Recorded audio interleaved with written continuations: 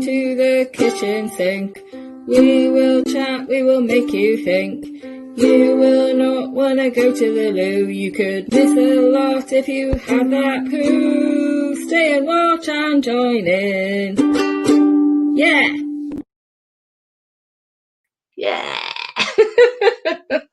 Hello. Welcome to the kitchen sink. I'm Sarah and this is Lucy. There she is. Brilliant.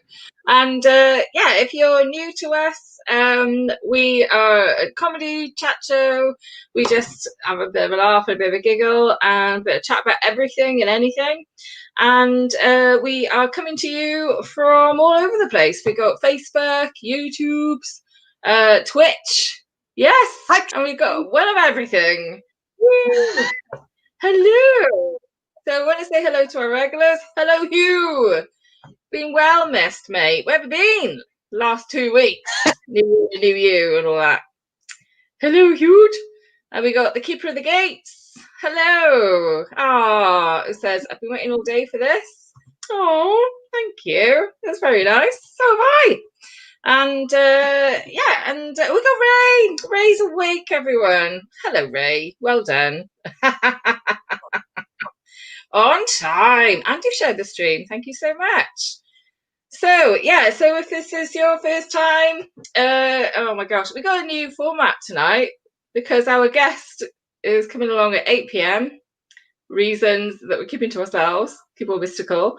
But we have got a new segment called What I've Learned with the fantastic Charlie Thomas.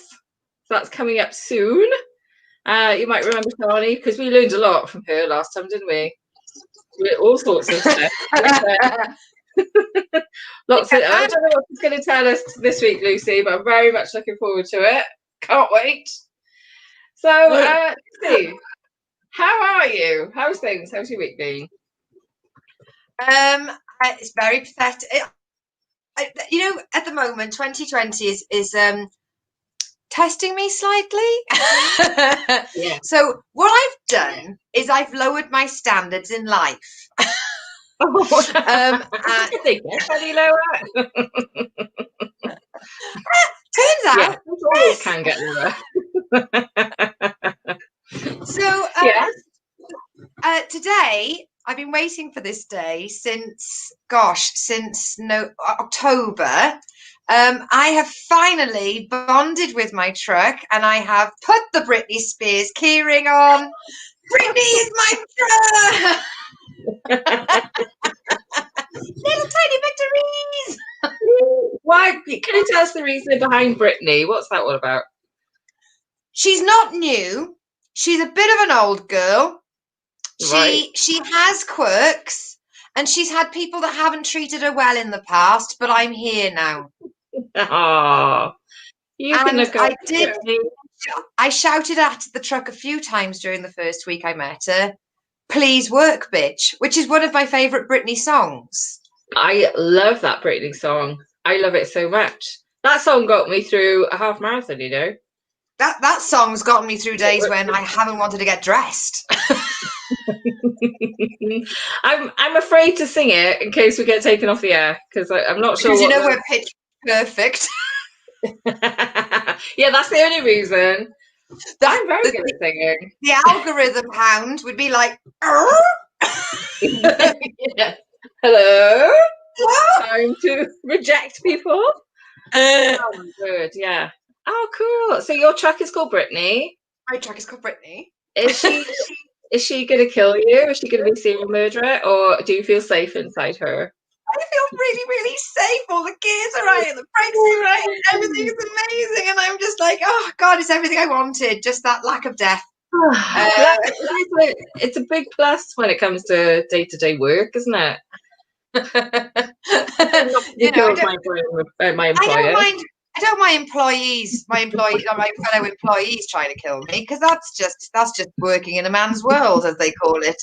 But the truck is meant to be on my side. It's the relationship between a driver and his truck is very much like Lucy and a dragon. What's that now? It's very much like Calusi and the dragon.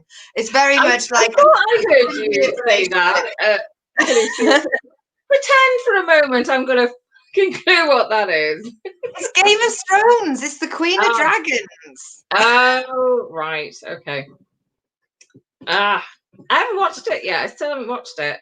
Believe it or not, we have got Matt Goss in the house. Hype train. What? Sarah, enough about me. What go on? What go on? Well, I gotta say, right, let me tell you. Again, I've ramped it up way too high. It is we're third week in January, and I'm so ready for January to be over. I'm done. Yeah. I'm done with January. Yeah. I was looking forward to the presidential inauguration. That's been the highlight of my month, frankly. That's how my January is going. I'm like, come on, let it be February already. February is my birthday month. We don't have birthdays any year, do we? We have birth months. Yes. And, and it started, actually I should bring it up. My friend sent me my birthday present already. My birthday's on the 24th of February. I'm tempted to do a reveal online. 1 second. I'm not writing this in my phone. 24th of February. Yeah. Well, she messaged me last week and said, expect a lovely gift in the post. Marks and Spencer, thank you very much. And I'm like, lovely, what for? She said, for your birthday. Now, I'm like, that's organised. And I'm refusing to tell her when my birthday is because she should know. We've known each other for 10 years. Thank you very much for the gates. Thank you. We'll know about it because it'll be every week in February. I'm going to be definitely birthday month all the way. So but I just think it's hilarious because I quite often get her birthday wrong, like which day it is, but to get it like a full 6 weeks early, I think I don't know if she's making a point or if it's like, get the date of my birthday right, bitch. But I don't think so. I think she's genuinely just like, she's one of these people that is super organized. When I say people, I mean women. Because, the type of woman that's got like a box of greeting cards, it's like, it's somebody's birthday in 3 weeks, time to send them off a little card.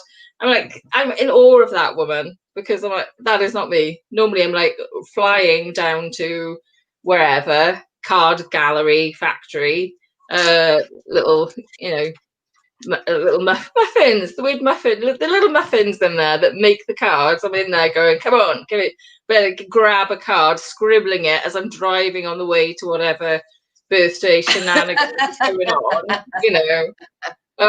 money again, great, what a great present, that's me. I'm certainly not giving birthdays like 6 weeks early. So now I've got my birthday gift and I don't know whether to open it or not. I'm tempted to open it. Oh, right. Okay. That's a firm no then. Now, you see, if this is about not one-upmanship, but if it's more about trying to catch her out, like if you open it up and it's something like a really expensive, really thoughtful, really amazing present, you'll wind your neck in and you'll be like, oh, don't worry, I won't open it to the day. But if it turns out she got it 6 weeks early and it's just some, odd bin purchase out of Lush's, bargain basement. You can take what I want. You can take us the moral of highest ground. Yeah, well, it's Marks and Spencer, so already she's, it's up there. It's a high-end present. Yes. So I don't know. Maybe we should have a competition. What we think it's going to be. What do we think the birthday gift is going to be?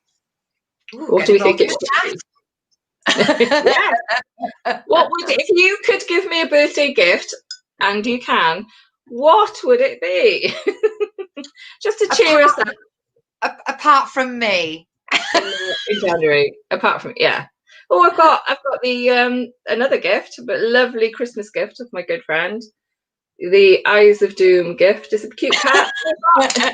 Kill your eyes. I love this mug. I just one day, please start this stream with an eye patch. Yeah. So it's January. And also, ladies and gentlemen, I'm a third day in. Right. Okay. So I'm doing Sarah Slims. Yeah. My This is now Sarah Slims is my YouTube channel about me losing weight. It's not going to be in the beginning. It was very much me trying to be a YouTuber and being like, "Hi, this is Sarah Slims. This is how to lose weight." And now I'm like, no, this is me very much going like, I really want to lose weight. I'm documenting how I'm doing it. Well, I was doing quite well before Christmas, and then Christmas hit, and I found it really hard to like stay away from all the leftover Christmas stuff. I was keeping it for my birthday, but no, the massive box of chocolates I was keeping for my birthday is now gone. I've had it. But this is day 3 of me being no, I'm back on it. So I've had 3, no alcohol, no chocolates, no puddings, no nothing. There's nothing in my house. So that's it. Well, there is, but I'm not having it. I've got a massive Lindor bucket, but that's in my spare gifts bucket. That is a gift for someone else. It's not for me. Do you know what? Send it to your mate with a birthday card and be like, just got it in because I heard there's going to be terrible postal strikes. When's her birthday? Please say like May or October or something. Yeah, my friend's birthday's in May. Brilliant. Get it there now. I think that's I don't know if I should send her chocolate because I think she's trying to lose weight as well, but fuck it, it's not in my house then, is it? Send her all the chocolate you don't want to be tempted with. And do you know what the lesson of this is? Get your birthday right. Yeah. Very harsh, Lucy, but very correct. Very good. We have got some lovely birthday gift ideas coming in. We've got slippers from Matt Goss. Slippers, Matt. Slippers. Ooh, I do like a slipper. Thank you. I do love a good slipper. And we've got, I really like this one from Nobbingston. Can I just say, because of your misspelling, that's not actually the Class A drugs you think of. That's more of a spoon in the shape of Joan of Arc. Nobbingston's my best birthday gift was a new heroin spoon. I love a heroin spoon myself because I am my own heroine. And we got information. Philaccio. Oh, I love it. Love it. Hey, I have you again. Philaccio. I love that. The month of February is named after the Latin word februm, which means purification. Oh, it stands you up there. There's the Germans now. That is me. Absolutely. Thanks, Phil. What would you get, Lucy? Oh, no, keep it clean. Oh, yeah, I like that idea, Matt. Sarah drinks and eats food. That would probably get. Would anyone join that? Would anyone subscribe to that YouTube channel? Oh, everyone would. If they wanted to see Lucy drinks, they just watch the Drop Comedy Club every fucking Tuesday. Yeah. Oh my god. If they're going to have a comedy night that starts at midnight, that's what you get. Whereas, because you don't drink a lot, it's fascinating watching you go into that realm of drinking. Whereas for me, it's like, oh, should this be a novelty? My massive glass of gin and tonic be a treat? I thought it was just Monday. Yeah, cool. I haven't got. Yeah, I'm sorry. I should drink more actually because. You're hilarious. Yeah, and this is right, day 3. Can I just say day 3, starch solution. My body is being purged of sugar. So if I'm a bit drowsy and a bit drippy, that's just the true right, me. We need to stop talking about me now. I'll be the steady hand on the rudder. As you always are, darling. Yeah. Right. We've got some more suggestions and some more birthday gifts here. Oh, Longfellow as. Hi. Well, as you can tell, that's very nice. Saying how my 2 favourite girls. I work very well with praise. Lucy's more sceptical. She's like, yeah, what do you want? I'm like,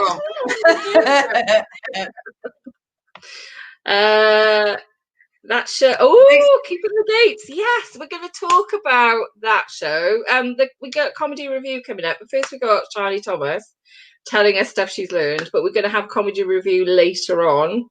But yes, It was very rude. I absolutely adore the idea because I mean, yes, it is quite a Rudy comedy film, and I love the fact that you sat down and watched it. Somebody might come in and said, "What are you watching?" And it's like these two Welsh women off the internet said I had to watch it.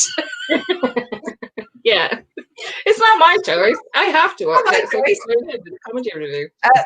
Melanie Burfus has put, my best birthday gift was a camera. Now, if that's the Melanie that messaged me after the Lucy show, Melanie is watching this on YouTube through her big TV, which I think is the only way to enjoy this. Yes, do that. Hey, hi, are we on TV? Hi. We're on TV. Hi, babes. Don't get me on my hair. I did wash my hair. Don't touch your hair. Don't touch your hair. Ignore the hair. But it is getting on my nerves, so I might. Oh, Melanie, that's the thing you've mentioned as well. So, Keeper of the Gate, Sarah's going out on the Raz with us, aren't you, Sarah? So one day, Sarah's going out on the Raz. Melanie Burford, but you could pretend to be drunk, like on Drunk History. Have you ever watched Drunk History? For our podcast listeners, there's a show that's in the UK and it's in America. And Courtney Cox, I think, has got the rights to it. And it's where you find a famous story. Maybe it's the Battle of Hastings or the Boston Tea Party or some monumentally famous historical event. You absolutely ply a comedian or two comedians with what can only be described as buckets of alcohol. And then you ask them to recite what they learned.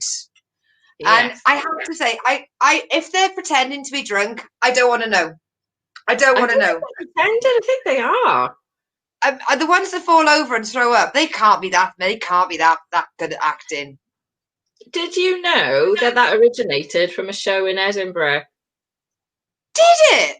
Yeah, it was huge in Edinburgh for a few years. Everyone was talking about, oh my God, have you seen Drunk History? It's hilarious.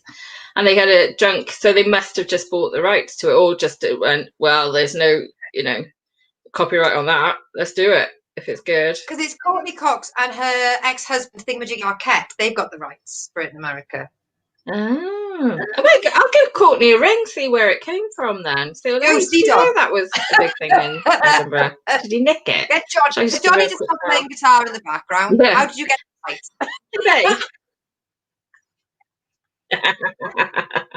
Hey, Coxie.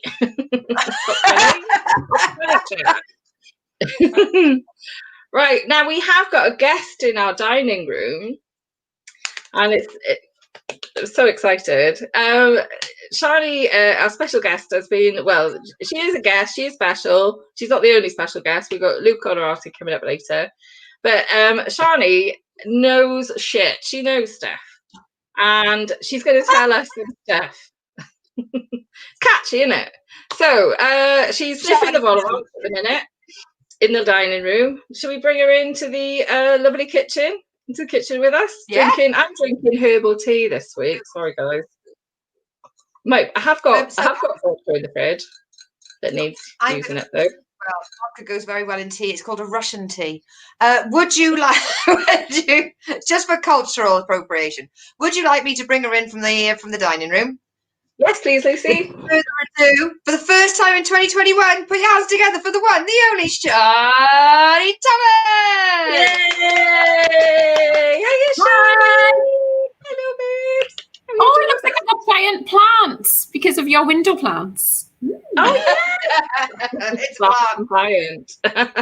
No more plants. How are you doing, sweetie? I am good. I went for my MS drug infusion today, so I was touched and spoken to, and it was amazing. Oh, can I go next time? Because I'm not fussed on hugs. I don't want to hug. But even I'm like up for hugging someone, Because I went to walk earlier, and people didn't even look at you anymore. I felt like these three women walked past, and I did do the 2 meters because, of course, you've got to go right. Who's going to move? Who's going to move? Oh, it's me. It's me again, is it? Don't you worry, mate. I'll friggin' move, shall I? That's what my internal voice is doing. And these 3 lovely ladies, I thought, I'll move out of the way because they seem really nice and fun. And I was there grinning away, and they were like looking straight for. I felt like shouting, "Can't you see me? I am visible. Look at me." I might do that next time. I should have done that actually. Can you not see me? But no. Apparently I am alive because you lot are talking to me, so that's good. Well, I appreciate you inviting me. It's nice because you've got your regulars, you've got Ray, you've got the keeper of the gates. I don't know if he's keeping Bill Gates. Someone check Bill Gates. And Hugh Janus, which is an unusual. Hang on a minute. Okay, I get it. You get it now. Was that convincing? What was that clown dropping? Oh yeah, the penny. I really like this idea because I'm one of those twats who start a lot of sentences with "actually," or like "did you know," or like "if you stay still around me for more than a minute, I'll tell you that 80% of disabilities are invisible." So I really like this, and I've really enjoyed looking for things that I haven't randomly learned online because I've been a Redditor, as in a member of Reddit, for 7 years. So there's a lot of things that I learn and think, oh, that's interesting, and like forget. So it was nice to look for stuff and think, oh yeah, I've seen that, and then find like interesting things. I just want to say congratulations, Lucy, on your Brittany, the christening of your Brittany. Just wondering, like, if you're like desperately waiting in the long grass for a hitchhiker, so you can be like, it's Brittany. No, get in the truck. Please do that next week. Work Bitch is my favourite motivation workout song, and I kind of forgot it existed there for a hot minute, and I'm going to be back on it because I'm going to start really concentrating on my fitness and diet now. I asked the neurologist to scare me straight today, and he did. So we'll see. You don't mean straight though. He hasn't. No. Yeah. Put you off the women. Like waving a fanny in my face, like, or a dick, because you're currently bisexual, so it's okay. You could be scared either way. double single. So yeah, he did, and because I go and have my infusions every 4 weeks, I've now got accountability. So I thought, why not use something that I'm already doing and make it so that I can do that. And the physio said, she said, I could tell just by meeting you that would work for you. I was like, I come off like approval hungry, do I? And she was like, Do I come across really good at being approval hungry? Like, grade me. How good am I at being approval hungry? Am I a 10? I'm a 10, aren't I? I'm a 10. It's the comedian way, isn't it? That's all we want is approval. But like, yeah. I wouldn't say I'm killing it as a comedian at the moment or writing or anything like that. Like, I just want to sum up how I'm doing at the moment. I wrote my, as I was thinking about what to say, I wrote my ideas on a taxi business card. So that's my notes. That's how Keep it for the biography. Keep it for the biography. The pictures in the middle. Oh God, yeah. So it's nice to be here. I think this is good, and I'm really happy. Thank you. Our pleasure. So what are we doing? What have you learned this week? So you're going to do Reddit, is that? Well, I've looked at plenty of sources, but this week I learned that drunk history originated in a show in Edinburgh. Thank you. What a surprise! What a crowning bitch! No, I learned something else. I learned something else. This week I learned that Gary Oldman, because he has so many roles and did quite hard preparations for them, he lost his British accent, so he had to go to a speech therapist to help him gain it back. And apparently, which is another favourite preface for sentences of mine, a lot of mimics suffer from this. Oh, right. Lose their original voice. Oh, my God. Catherine Zeta-Jones has lost her accent a bit as well, hasn't she? She is. Did you see her win an Oscar? On one hand, you're like, yay, she won an Oscar, good on you for the Welsh. And then the other, she went, oggy, oggy, oggy, oi, oi, oi. And it was the most cringeworthy of the whole world. Never said that. Never heard of her before in our lives. Shaming. I was just wondering if you do any accents. Well, apparently, do you know the black guy out of Police Academy, all of them, the one that does the most amazing voices, he lost his original voice. He didn't have his. And now he just speaks like he's a car horn all the time, is that? Please Google this, but I think he had a demise due to drugs. probably tried to ask for help, but didn't. Sorry, that's really dark. I am so sorry. That is so awful. The shame. Oh, she's had 2 sips of wine and she's turned dark. I didn't grow up with many strong accents. If I am around a strong accent, 15 minutes tops, I've got it. Same. So when I used to work in British Gas, the call centre in Cardiff, if I had a long, complicated phone call, by the end of the phone call, if it was a strong accent, I was doing it. And I think they thought I was completely ripping them off. But I'm just sort of parasitic when it comes to accents. Me too. Do you have to warn people? I warn people, like if they've got a strong accent, I'll say, look, I can be an arsehole in many ways, but I'm not being an arsehole when I will inevitably start mimicking your accent. It's you've got lots of mirror neurons because you're definitely an empath. If you do that, you've got lots of mirror neurons, and when you're around other people, your brain wants to make them feel comfortable, so you want to mirror them. So you've just got more mirror neurons than everyone else. I just like to say mirror neurons because it makes me sound really scientific. Should be in a lab coat on a, shouldn't I?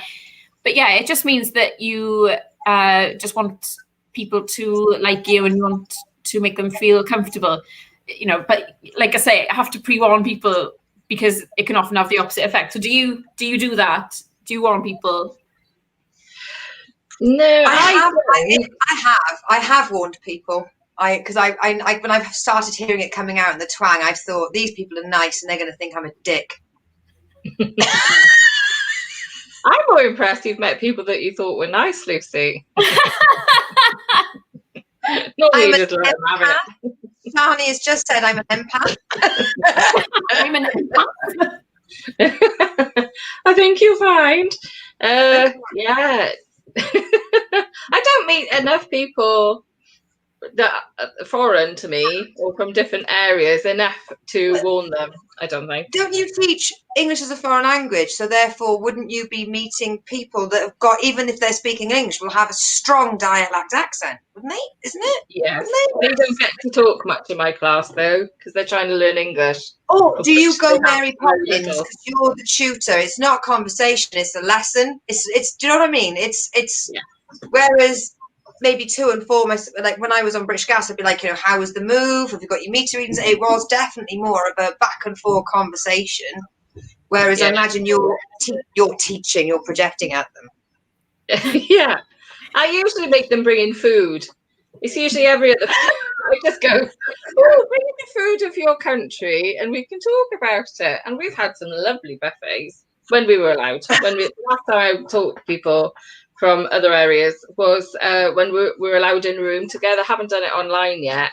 But usually you'd find something to talk about. So we talk about like the weather or I love doing seasons. Like, oh, it's Christmas coming up soon. Like it's September. Oh, it's Christmas soon. Let's all talk about Christmas. Next week, let's bring in some Christmas food from your countries and let's talk about it. And by talk about it, I'd say, oh, so what have you brought in? And they'd be like, dishes. So this is Christmas where you're from. No. That's really nice. That's really, because you're helping them make friends with each other as well and sharing their cultures and things. That's so nice. Oh yeah, I really missed my English as a foreign language class. I loved them. And they were really good cooks. They were so good with the food. I lost 3 stone just by not having the food.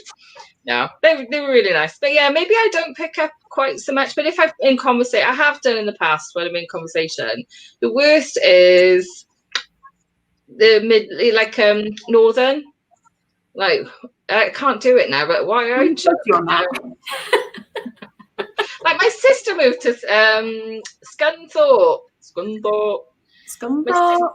And she actually, and they say duck a lot up there. Yeah, it is duck, not. No, she's not mishearing. And she ended up saying duck, and then she had to move back to Wales to get her proper accent back. It is mad. I used to live in Flintshire, in the anglicised bit of North Wales. So people would be like, "Oh, I'm dead proud to be Welsh, me." And I'd be, yes, what? But they say like, but Ivan, like, so I worked in a call centre, and if they were angry about something, they'd say, "Oh, proper seen me arse over that." So, but I would pick up like, I'd go home for the weekend and I'd be like, "Oh my God, the traffic, like, proper seen my arse." It just doesn't. Or the butty ones here, everyone. Do you have to like tune back in? Like, oh, right, I'm in Wales now. Right, but I couldn't win. I would go home for the weekend, and still now, if I go on a massive rant, like if my long fuse blows, if I go on a massive rant, it can come out a bit Flintshire-ish, because I was there for 3 years, and working in a call centre, I was frequently angry about things. So I'd go home, and people, if I bumped into people in town or things like that, they'd be like, "Gone a bit posh, haven't you, since you moved up there?" Because I had to slow down my speaking, and I had to say speaking instead of speaking, and home instead of home.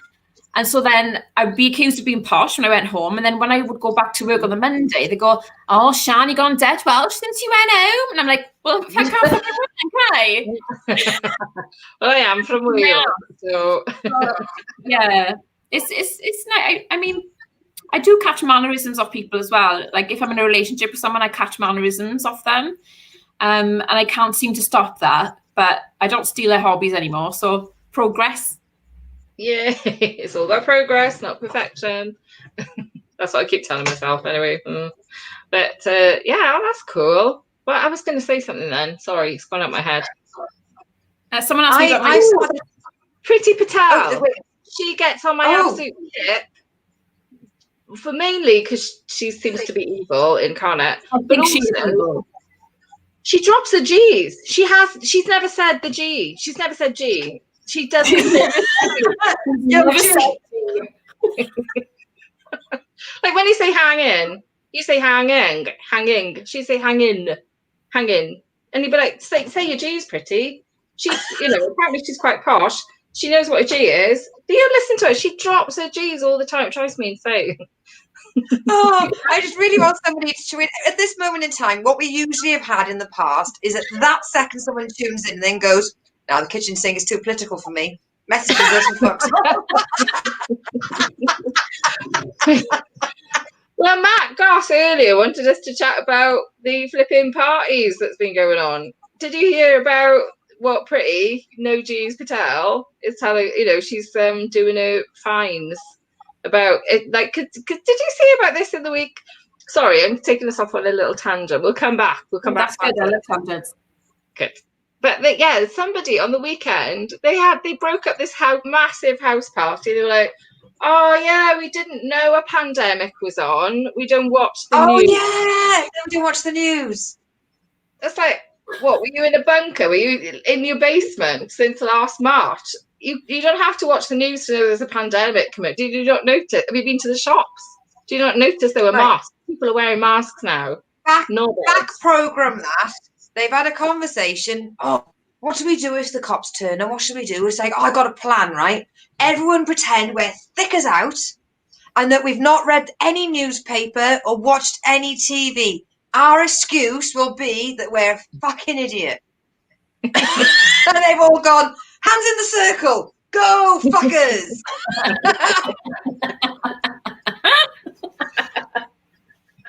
That's absolutely what happened. Oh, Baz, you've got that one. You've got that one sorted, Baz, and that's why you're in charge. You're not wrong there, Baz. Well, pass us the bong. Or as Pretty would say, bong. Can we do you like my learned thing then? Yes. Yes, please. Mm-hmm. Because what I was going to say is I've been listening to a new radio station. I've been trying to get audio vitamin D. I've been listening to Australian radio because it's just happier. It's like an else world. It's a world where they've worked out how to stay inside when they had to, and they now are enjoying the outside because they did well. It's like listening to a Narnia. And I've started coming off of the phone and ringing my mother and just using an Australian accent. I'm annoying myself. But then I started picking up things like, people ask me a question and I'll be like, oh, how's ISO going for you? Because everything's shortened. Like, it's not isolation, it's ISO. It's not pandemic, it's pando. Everything. Oh my God, you'll never guess what I bought in ISO. I bought a hot tub. And I'm really enjoying it. I'm enjoying being in this. I've never been to Australia, apart from Home and Away and Neighbours and Brokenwood Mysteries. I've had very little to do with the place, but it's. I've been enjoying having different accents coming through my ears. I've wanted that difference. Yeah, it's nice to have something a bit different, isn't it? Like, look at the same four walls every day. What was the phrase, Shani? The mirror synapses. What was the fancy mirror neurons? Mirror neurons, yeah. Like when you see, you know, when old people watch the TV and they mirror the emotions they see. Have you noticed that? As you get older, your mirror neurons become more active, or that's why they do that. And you know, the following along with the mouth thing, like when you're talking. My mum does it, and I didn't ask Reddit about it, and a neuroscientist explained it to me. Could have been catfishing. It made a lot of sense. Well, it sounds legit, so I'm giving that a thumbs up. Got it off Dr. Reddit. Seems legit. I'll agree. My Google search is not that deep. Sounds like it makes sense. It makes sense. No, that sounds cool. I love this. I just remembered a learn in the office once, and I was made fun of for it for weeks, and I went so bright red.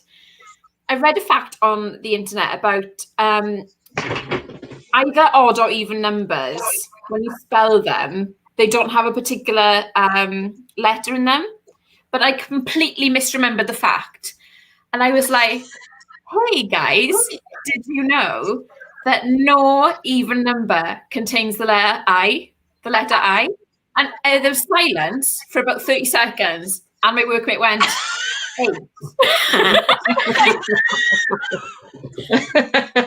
Oh, because I played it in my head first. So I was like, oh, Shan, right, try and remember this properly now. So I was like, 2, 4. That sounds fine. And of course you got 6 as well. But didn't live it down for weeks. So please fact check your this week I learned. Please I say, if people are tuning in, go, right, I need to learn something. Where will I get my facts? I know, the kitchen sink. What I learned this week, Vic. Then, buyer beware. That's all I'm saying. I just want to say, before you put me back in the dining room, someone complimented my wings on my wall. I bought them from Claire's Accessories to wear to Pride in August 2020, and because of I put them on my wall, the panda put them on my wall. So they're going to be on my wall until I'm allowed to go to Cardiff and be queer as fuck. And I'm actually considering, because I'm going to paint the walls by my screen dark green and do a nice sexy gallery wall. And I'm thinking now that I want to get a huge antique gold frame and frame the wings. Oh, yeah. Just get an extra pair. Yeah, that sounds nice. Go for it. Got a lot of rainbow things around my flat. There's a lot of... It's quite clear that I'm queer if you come to my flat. Especially if you're... I love your towels. You've got your towels in rainbow order. I love it. I have a rainbow stack of towels. Yeah. And I'm supposed to have a problem with pro-bad diversity, and yet you can't move for rainbow shit in my flat. So... And one more thing. Sorry to be Columbo, one more thing. That's all right.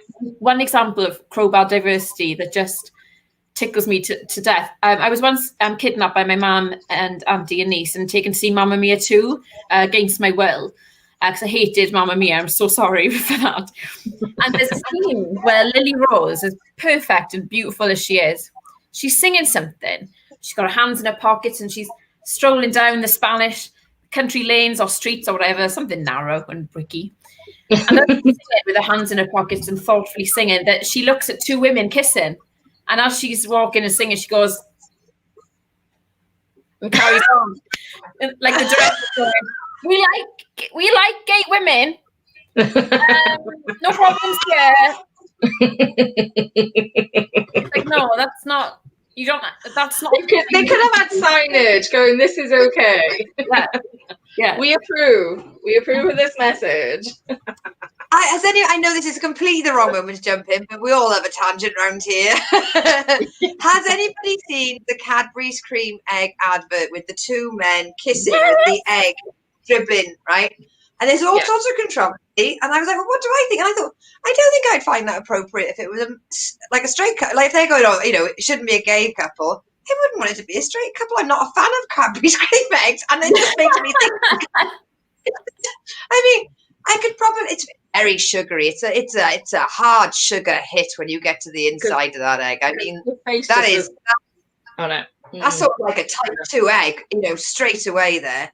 And just the idea of them biting and it going everywhere, because it's quite granulated, that sticky stuff. If you get that on one finger, that's everywhere. You've got it on you for the rest of the day. It's a very good replacement for super glue, that stuff. So, you know, good luck. I hope it wasn't a first date. Let's put it that way, because they're probably still together. John Manx. I guess just reading on the comments, everyone's going, "Oh my god, it's a gay couple," and I'm like, "Oh god, it's everywhere! It's everywhere." Am I missing the point? I wouldn't even share a can with my ex-husband. Like, I'll leave you some. I'm not. No. You can have it now. That's about the special egg, because those eggs, especially the top bit, is thick as F. It's just so, you know, you've got to nibble at it. It doesn't just explode everywhere. I wonder what they're confusing that with the caramel rabbit. Yeah, it's all right for a female rabbit to be sexual, but not two consenting men. That's what Cadbury's are telling us. Keep it to the rabbits, guys. That's what the rabbits are telling us. If it was two women doing it with Cadbury's flake blowjob lips, the boomers and the angry gammons would have been a lot quieter. And I enjoy that it angered them. I really enjoy that it angered them. But yeah, like sharing a cream egg, gross. Like, no. But I like it. It's a sexy image, and it pissed off a lot of people. But I'm completely with you. Like, I'm not sharing shit with you. I don't care. I don't care how close we are.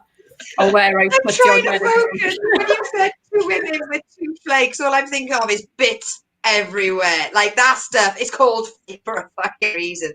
And it gets on, and it gets one tiny speckle of a Cadbury's fleck, and it turns into a smudge. I mean, it is a dangerous item. Sorry, focus on what you were saying about the sexting.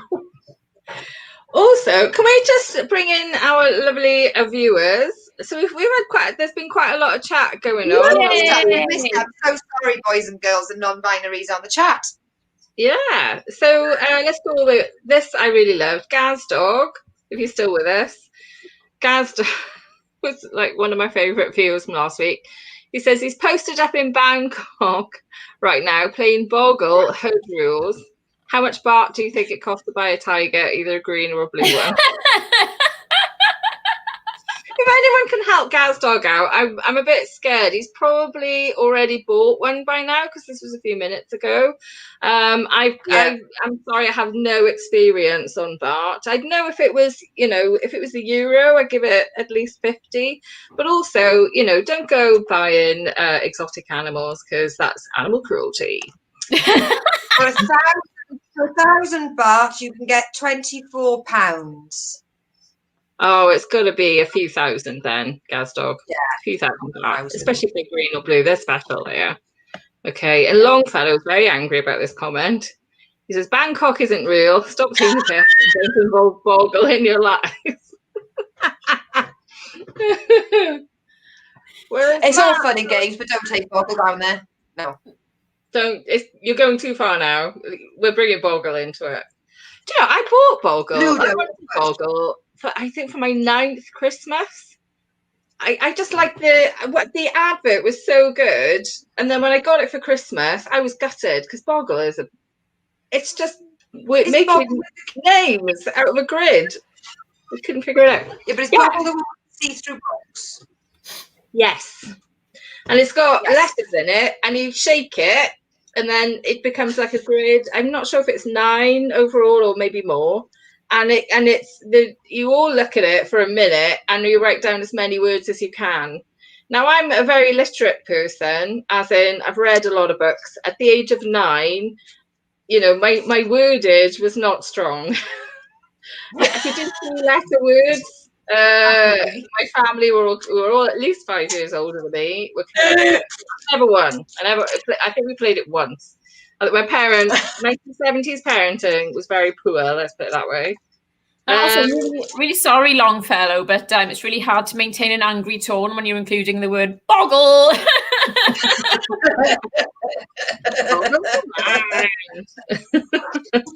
Gad's dog is also a bit concerned about the police.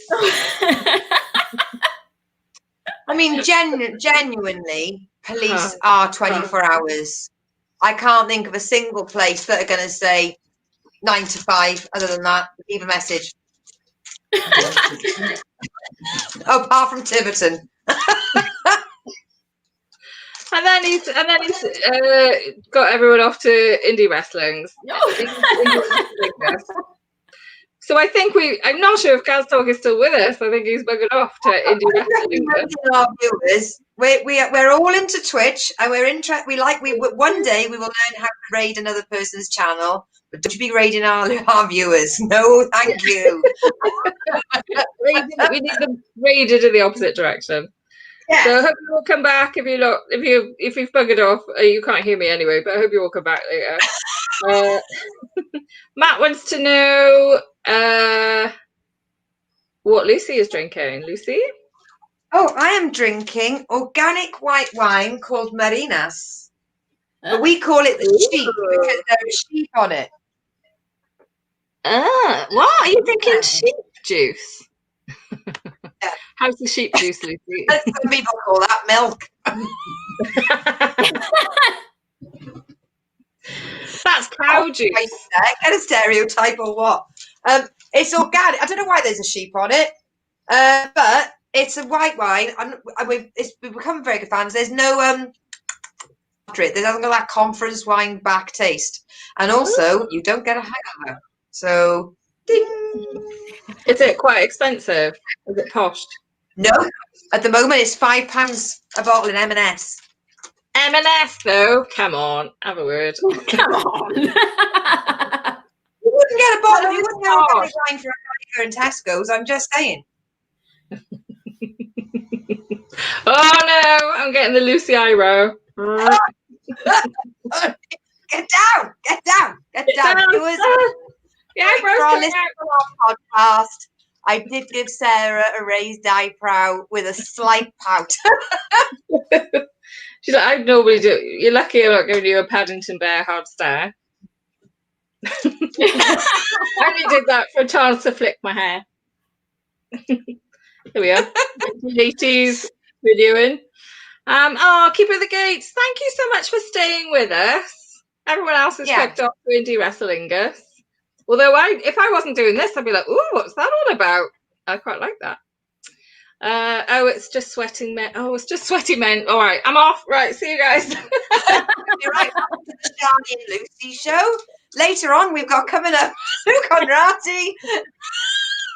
Shall I just get onto Twitch and see what? just for research purposes. Just for research. Have we got anything else to learn? We know about mirror neurons. We know about empathy. We're empathic. Was there anything else, Shani? Or was that the end of the session? That's the end of the session. Thank you so much. You're very welcome. My pleasure. So much for coming on. Oh, sorry, I just heard Matt. So Matt is asking me to do a hard tongue twister, and I'm like, oh, I'm not sure what you mean there, Matt. It's been a while. Okay, right. Have we got time to review our comedy, or should we do it after? I think we've got time to do it because obviously Luke's Luke. I should send Luke the link. It would help him. Shani, would you like to stay while we chat about a review about London Hughes comedy To Catch a Dick? I will go, 'cause as I mentioned, because it's my infusion day, I need to be horizontal quite soon. Yes. So I spoke to too many people as well, so I'm quite tired. So is that okay? Absolutely, darling. That's okay. 10 out. You're a 10, Shani. You're a 10. Thank you. Out of 10, not 20, because I imagine you'd be thinking, oh, is that 10 out of 20? Or can we be more specific?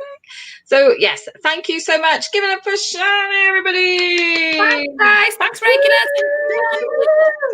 We'll see you soon. We'll see you soon for some more What I Learned. Thank you very much. You're welcome. Nice to see you.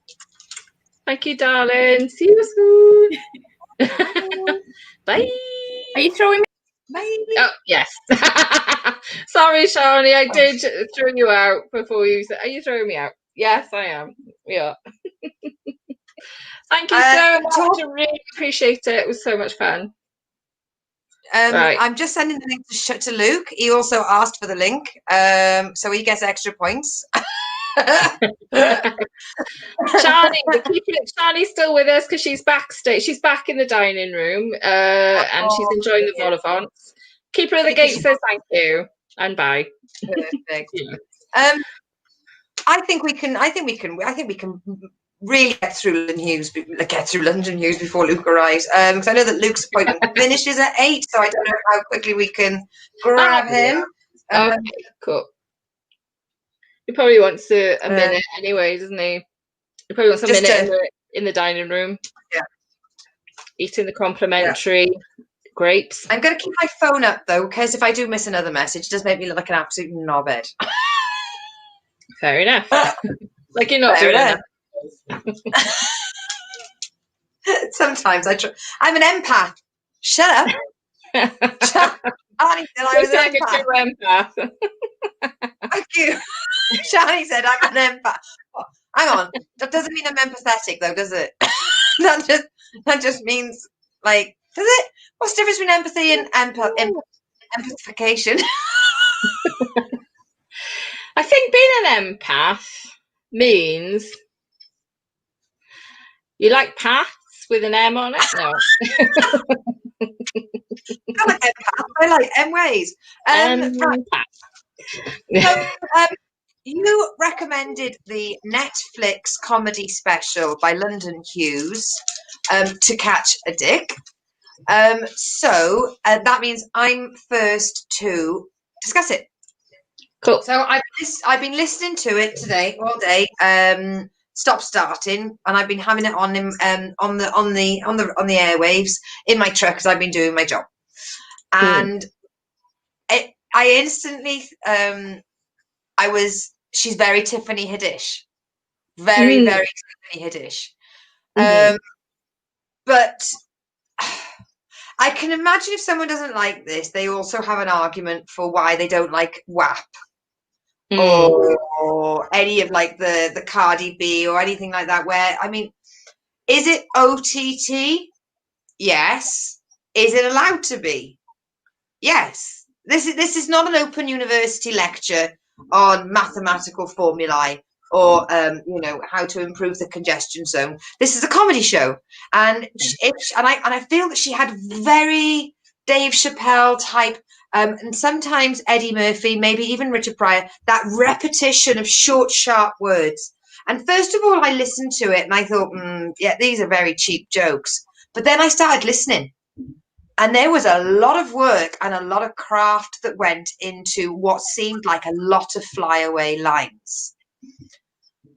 I think that it's groundbreaking. I think that a lot of people are going to be comparing other people to this for a very long time.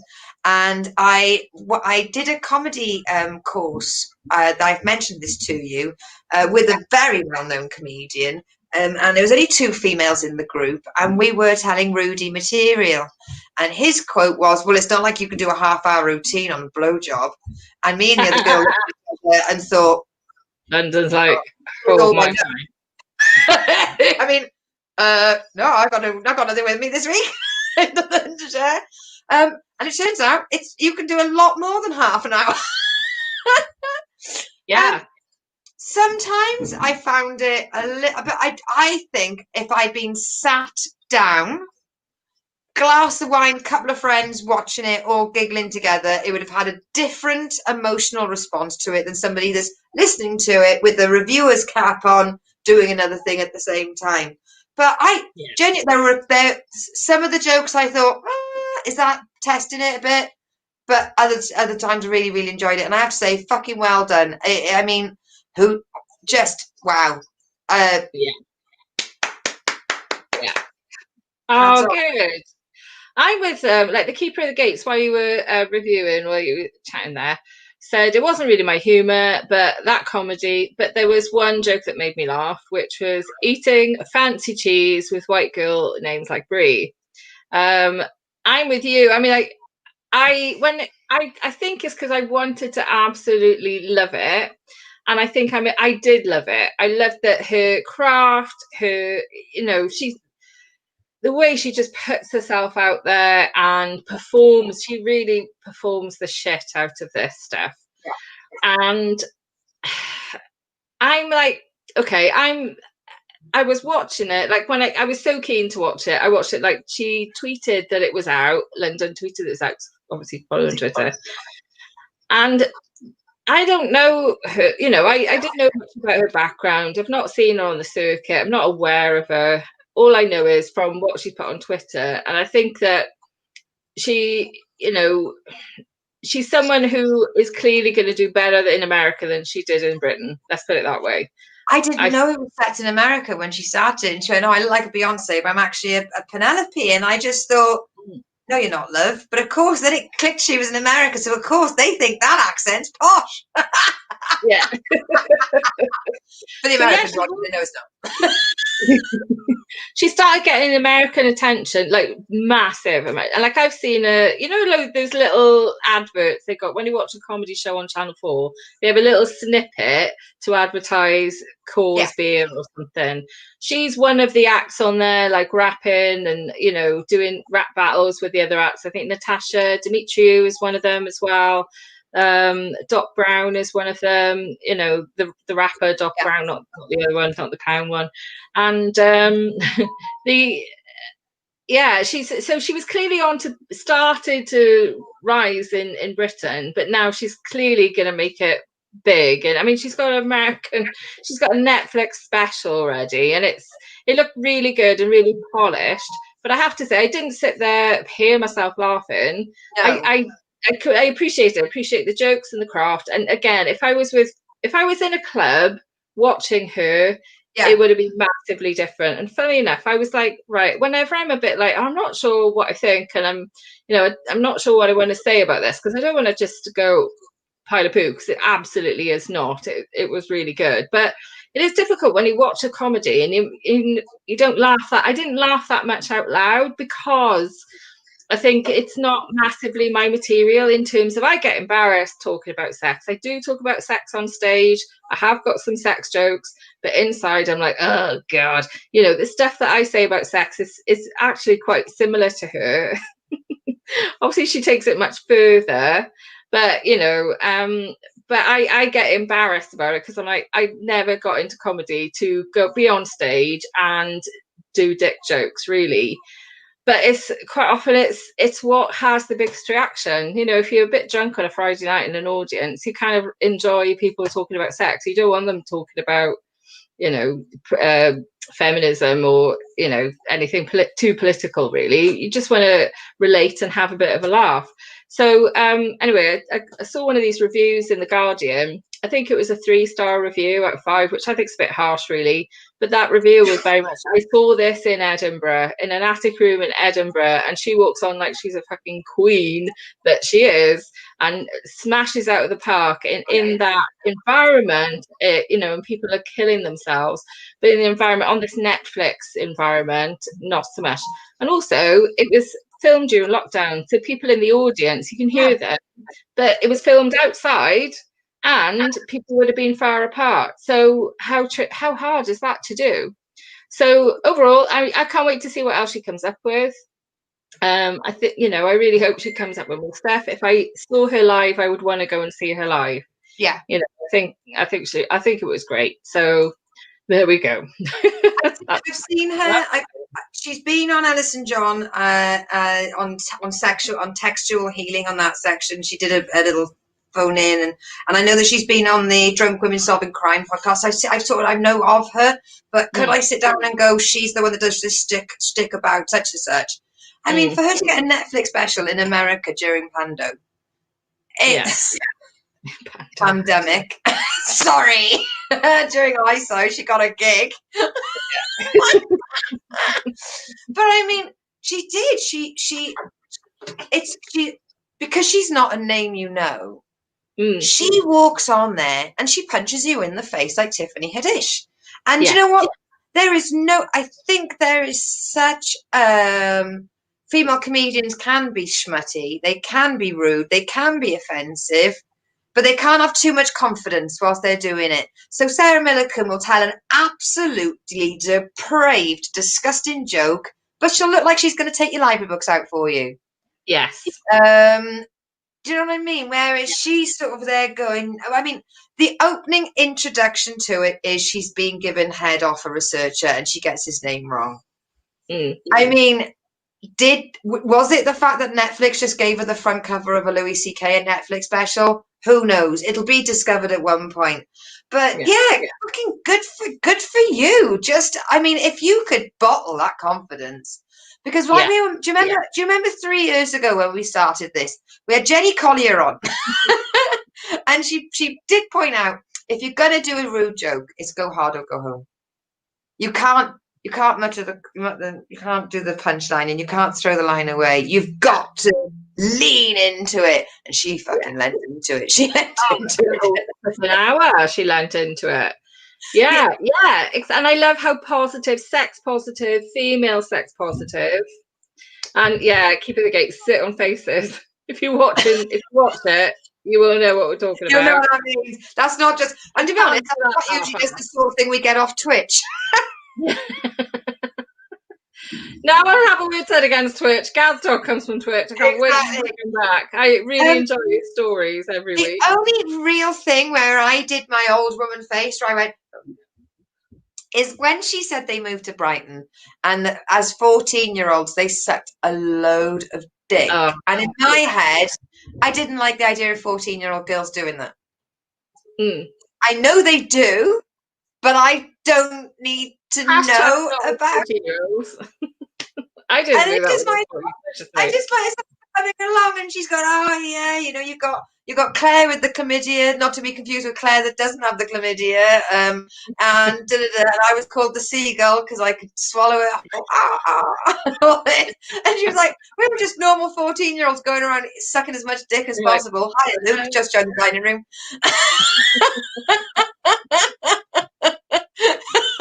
Of all the sentences, but I was laughing at it, and yes, that is really true to life in British towns. But I was just driving along going, if she could have said 15, I would have been happier.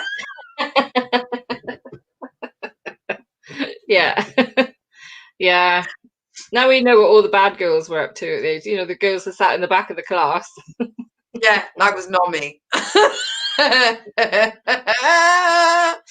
But I think that sums up our review of the Netflix special by London Hughes, How to Catch a Dick. And from one day, sorry, from London Hughes to a little phrase I coined this week, the Bard of Barnstable. Hey. So fucking proud of that for at least half an hour. I had no one to tell. How much of that wine have you had now, Lucy? I haven't had a drink in 4 days and one glass gone to my head. That's why I keep drinking, to make sure my tolerance is kept up. Right, shall I press the special guest intros and we pull him out of the dining room? Yes, let's. Loom bands. Remember loom bands? Oh, sorry. Keeper of the Gates is saying at 14 I was watching Twitch streamers and making loom bands. How old are you? 14, keep that to yourself. Keep her secrets like that. Right, I'm going to play the introductions and we're going to have the most amazing guest, Luke Honnoraty, joining us. So here, roll VT. Special guest time, special guest time, special guest time.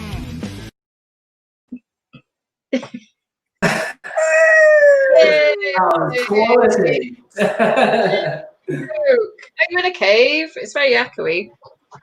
Oh yeah, it does sound echoey in here. It's my new kitchen, but it's really big, so it's not very soundproofed at the moment. Yeah, I find that my house is so massive. My audio's not that great. I mean, it is a big kitchen. Look, it goes all the way around. I know, but all the way if around. you're lucky enough to be on Luke's social media, his latest complaint was his driveway is so long he feels scared. Fuck off. No, come on now. I live in the middle of nowhere now, and there's no street lights or anything, and so at night time it is properly scary. Like not nervous, like badgers, rabid badgers. You know, you hear about in the news. Yeah, rampant badgers. The ones that haven't been cold, they're coming for us. They're out of my garden. That's a lovely kitchen, though, Luke. I feel like we're going up in the world because we were in your garage last time. Yeah, I love that garage. You know, it was decent, but no, I haven't got a garage here. I've got a barn. Oh my God, you're so posh. A barn. No, I've got a barn. Yeah, I've got two actually. They're not like barns. They're proper metal shacks with like old wood, and I mean, cows haven't been in there for a long time, but I genuinely can still smell cow poo in there. It's pretty. The cow's revenge for having to be farmed, I think. I've got sheep as well. There's sheep that hang out in the back garden. Literally. Oh, This will test to see how posh the property is. Luke, do you have a ha-ha? A what? Oh, do you mean the bit where the wall goes and then there's a field? Yeah. No. A ha-ha is a slight dip in the garden to keep the sheep out of your lawns. Oh, I need that then. That'd be good. Oh, yes, we have got that around the fence. You need I did wonder. I can't wait to see his next comedy special. I mean, it's going to be the Waitrose tour, isn't it? The Waitrose tour, I mean. I'll never be posh. I've got lockdown hair as well. Look how long my hair is. It's like, it's never ever. It looks good a bit longer, though. What is that, sorry? It looks good a bit longer. Hey, thanks. I love coming to the kitchen thing. This is nice. Yeah. So, Luke, how are you? How are you, Beth? What's happening? Any news? Yeah, a little bit's going on. I've just come out of a maths lesson, so I'm like, What did you learn tonight? Say again. What did you learn tonight?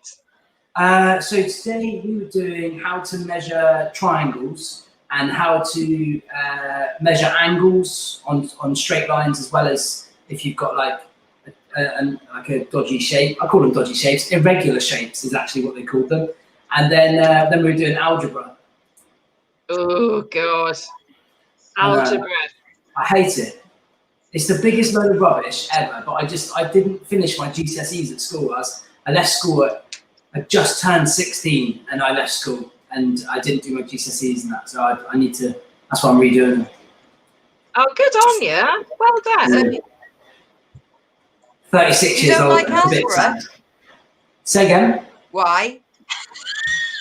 I said you don't like algebra. Why?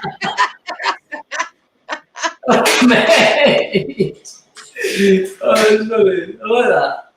I'm going to use that in my maths lesson. I'll be like, oh, Luke's really witty. They don't even know I do stand-up. I didn't tell them. Because otherwise they'd expect you to be funny. That way I'm just naturally funny, and they go, God, that guy funny. Oh, cool. Well can done. I just interrupt to say congratulations on your new signing? Do you want to tell us a little bit about that? Yeah, that was a shock. That was really out of the blue. Because I was. It's not a hostage situation, is it? It is consensual. Yeah. Hostage. Sign this paperwork. No, he. The guy actually, it's quite weird because you don't really look for agents, do you? You just kind of potter along and hope that one day someone goes, oh, I can do something for you. And he said he literally was out shopping or getting food shopping, and he was waiting outside the supermarket, and some videos came up from Top Secret Comedy. And so he started looking through these videos, and they shared one of me from like last year or 2 years ago, where it was. And when we gigged, so he shared that, and he watched it, and off the back of that, emailed me and just wanted to know if he could work with me and stuff. So, and then within like 4 days of that email, I was signed. It was done. Oh wow! So what kind of work is he going to do for you? Is it like live work or any special? He doesn't deal with my gigs because I've done it so long. I can just do my own gigs. But he deals with like TV stuff. So like I don't know, like adverts and talking heads, and he does what's that? Keeper of the Gates. What's trigonometry? Yeah. Hi, Keeper of the Gate. She's one of our. He's been joining in the chat all the show, and they've all gone off to watch Indie Wrestlingus, which I don't want to make a commentary on what that is, but thank you very much for attending the show until you wanted to watch men wrestling. Next week. But yeah, he runs a couple of TV panel. He's got a couple of TV panel things going on and stuff like that. So I don't know really. He's just got some bits in the pipeline for me. So yeah, it's pretty exciting. So exciting. So we could see you on a TV show soon then, maybe. Oh God, it'd be so good. But I don't. Do you know when you just think this is too good to be true? I just take it as it comes, and see what happens. Yeah. I'd get business cards that say I was discovered in Tesco's. Just leave it like that. It's really weird because if you're from Devon, you don't really get those opportunities. Like, no. There's never an agent just casually in Barnstable just thought, I'll pop in and watch that show. That doesn't happen, but I guess it's the power of social media, isn't it? You get seen now. Yes. So, yeah. I could never leave the 2 barns and the flock of sheep and the country air. Could never leave that. So. I remember I was flyering for my comedy gig that I did in Westex during the little lift up. I don't know, the lockdown, that little bit we had. And I was flying around, and this guy came up to me and went, do you know Luke Honnoraty? I said, yeah, do you? And he went, yeah, I'm related to him. Just carried on walking. Just carried on walking. Those are the opportunities that I get in Tesco's. The sheer confidence of the guy is incredible. Jesus. It's like, if you don't know who Luke is, you're not going to make it in this industry. And I was like, yeah, I know him. I know that guy. I've already gigged for that guy. That's what you should have said to him. I know, I said, he's my first pro bill, actually. Yeah. That was a fun gig as well, wasn't it? Scott Capurro was amazing. Yeah, fourth gig, Scott Capurro, Karen Bailey, that's how you roll, fourth gig. She's good. Yeah, I like Karen Bailey. She's a decent act. She's got a book now, hasn't she? She's brought a book out. Yeah, a book, and it's being audio voiced by Joe Lycett. That's it. Yeah, she's friends with Joe. She's his support act on tour. Yeah, and I think she's got like a proper job at the moment. Like, it's really hard. It's great to see so comedians get real proper jobs, but it's like, oh, they've all left. Yeah. I do find it funny when you see comedians going, I've had to get a job on a building site and no one gets me. I'm like, well, yeah, you are a flimsy comedian. This may be the wrong job for you. Prancing around in skinny jeans while you make load of cement, will ya? What are you doing?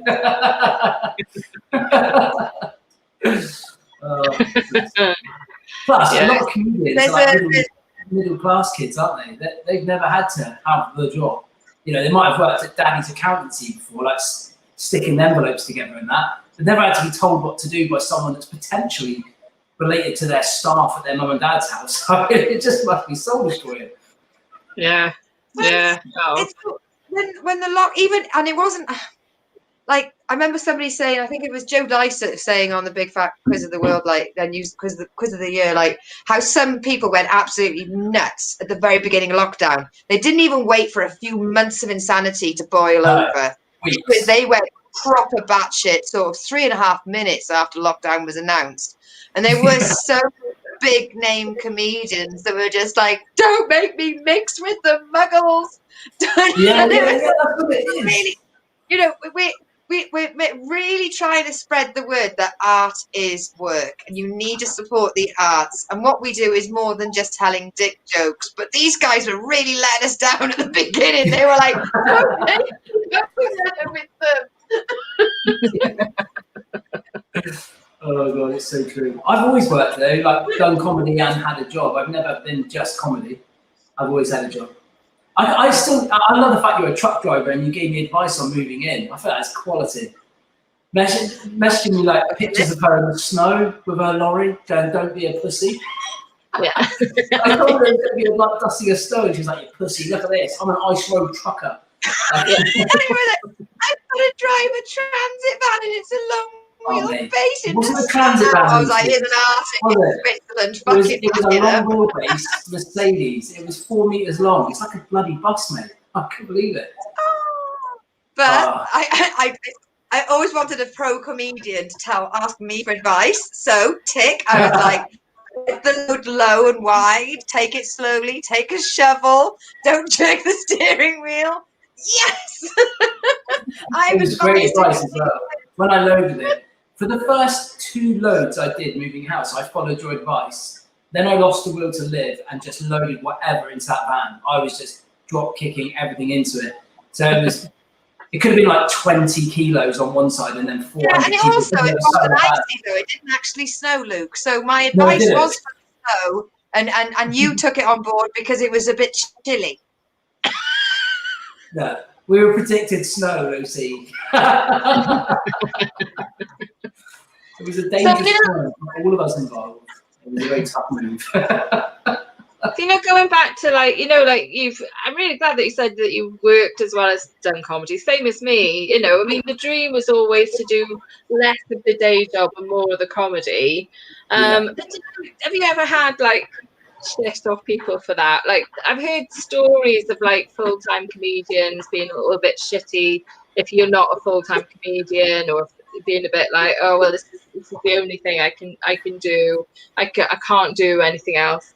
Have you ever heard of that, or have you had any problems? Yeah, I've been around it. I've had people say it, and for example, if they put a gig up on the forum, and then people are like, who wants this gig? And then I'll go for that gig and maybe 3 other comedians. And one of those comedians will be friends with me and another comedian that's gone for it. They will say to them, Luke shouldn't have gone for that gig. He's got a full-time job. I've got to pay my rent this week. I should have got that gig. But we all need money. You know what I mean? Yeah. And I think everyone lives, beyond their means. I mean, me this year, it's a massive shock for me to lose all that money from comedy. And so I rely on it. You grow to rely on that extra income, just like, full-time people, having bar jobs on the weekend.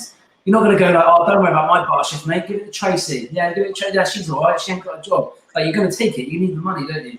But I have heard that bitterness from other acts that are not happy that you're doing it. But, if you didn't take that gig, you'd never gig, and then you'd never progress. You need to. I mean, you look at Ramesh Ranganathan.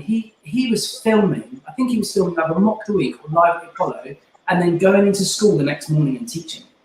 So he was sort of full-time teacher, even though he was still doing all these shows and touring with Sean Walsh and doing all those things.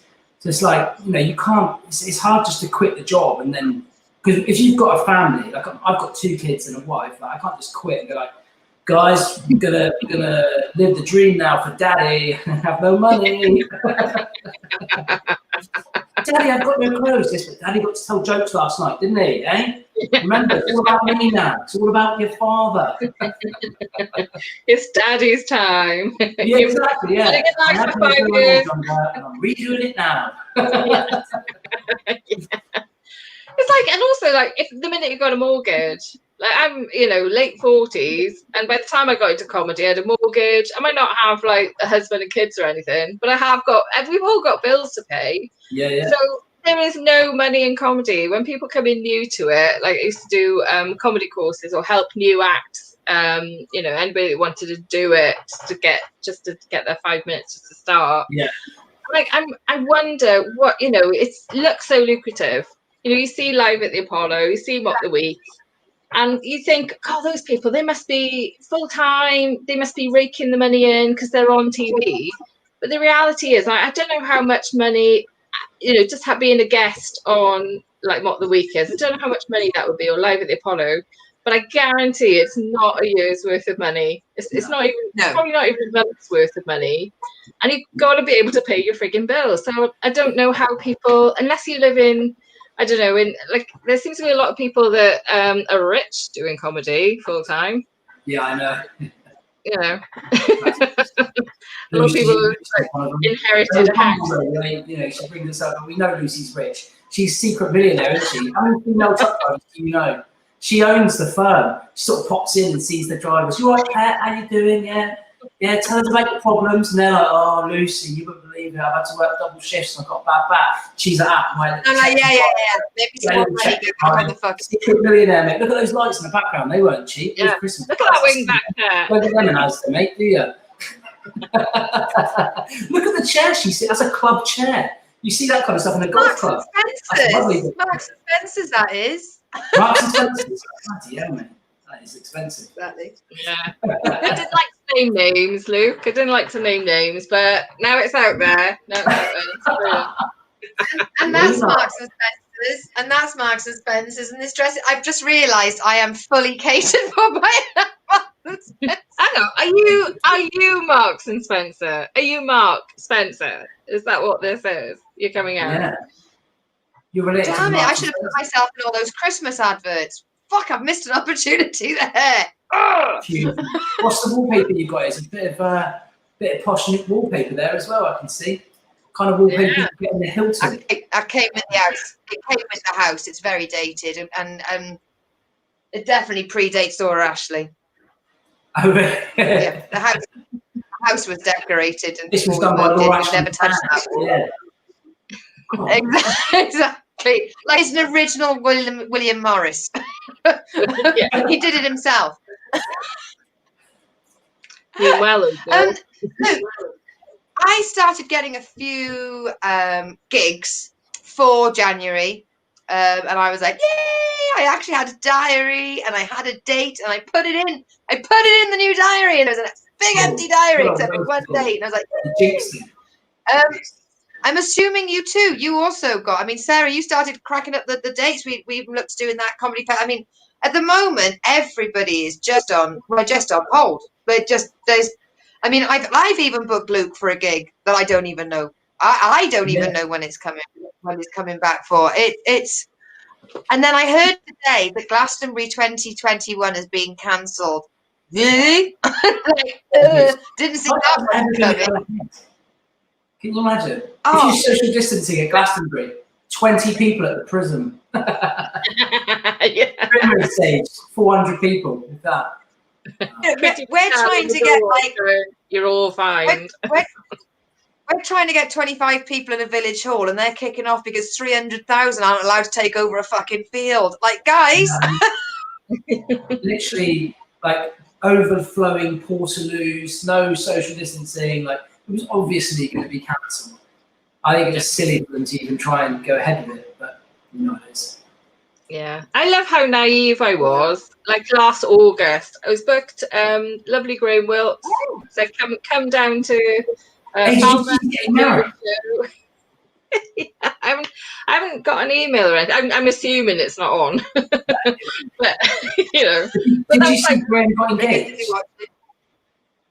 Did I? Sorry, say again, Luke. Graham got engaged. Yes. I think I did. Yes. His girlfriend went into Morrison's very well. He worked in Tills at Morrison's because comedy's going well for him as well.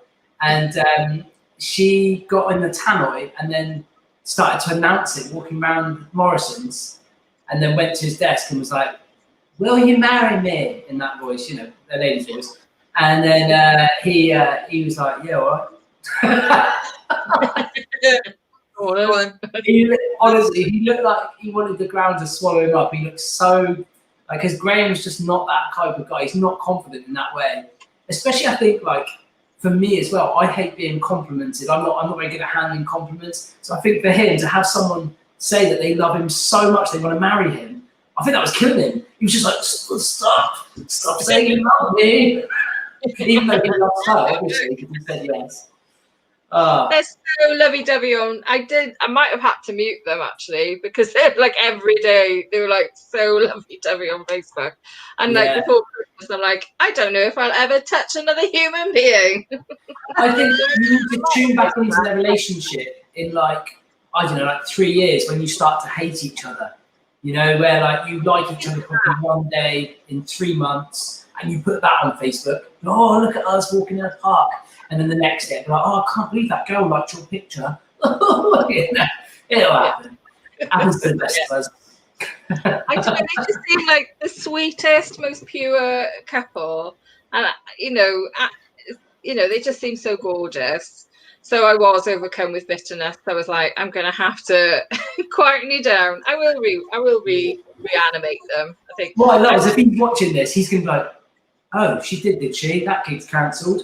I didn't. I didn't. Oh, no, that wasn't COVID. That was your commitment to our friendship, Sarah. That's why that got cancelled, mate. Still begins with a C, doesn't it? Commitment. You want to know what the cancel culture means? I'm sure he'd understand. Understand.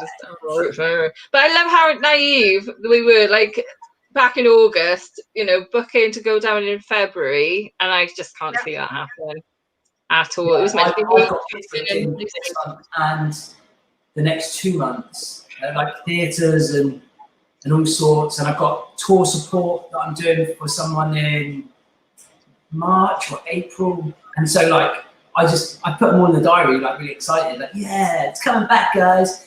I think for me as well, I genuinely thought that New Year's Eve, like New Year, New Me, I thought it'd just be like, oh, COVID's gone now, everyone's all right. It's 2021, mate. That's what so last year, and it's not. We've come into it like, oh no, we're still screwed, aren't we? It doesn't feel like. I've said it a few times, but it just doesn't feel like a new year. It just feels like it's the 2020, the revenge. It's like we're just still going on in 2020. ... That's how it. Anyway, let's not go. Like Lucy's giving me the look. Like, let's keep it light, guys. Keep it light. Oh yeah. She's been on the CD radio on the truckers all the time about this. That's why she's angry. She's not like talking about it. It's a Brexit. I better go in. Oh, is your lorry parked up? Is it? Right. Today, a gentleman. This guy I work with. Let's not use stupid titles like that. There's a thing in the industry where if you go over to a truck to speak to a driver, you wind the window down and you converse through the window, unless you're an arsehole, where you feel that you have the right to open another driver's door. And it is an unwritten rule. You do not touch another driver's door unless you're trying to prove your masculinity. And he started walking to me, and I started to, because you can't do the window without turning the truck on. So I went to turn the truck on. He could see that I went to press the button, and he just opened the door to talk to me. And I've always fantasized about kicking someone in the throat because of it. And because their throat is where your foot is, because they're on the ground. I get it. And I think I mean, it's my own fault. You drop your guard and you forget to lock your door because you forget there are arseholes out there. But it's about training yourself to remember there are always arseholes around. It's your fault. It turned out he was opening your door to let you know you had a flat tire. No, he wouldn't have told me. He was that much of an arsehole. He would have probably snapped my tire, rang the boss and said I didn't notice it. I had a couple of drinks tonight, and you were just like, Yeah, you can just kick someone straight in the throat. It's a perfect angle. I get my big trucker boots out, I do my laces up real tight so they don't come off, and I just stamp on them. Stamp on their neck. What a gin. Yeah, when I kidnap drivers, I just stick them straight in there, mate. Straight in the back of the van. Haven't thought about it much, just would actually do it.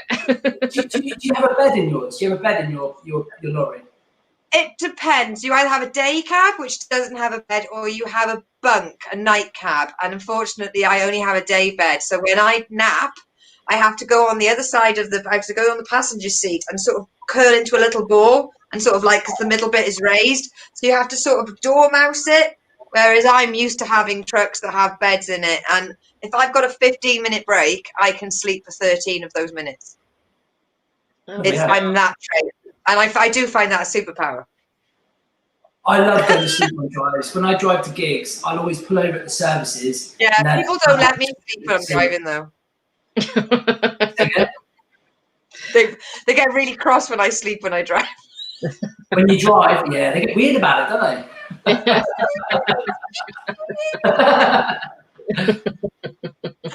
Shut up! I'm napping.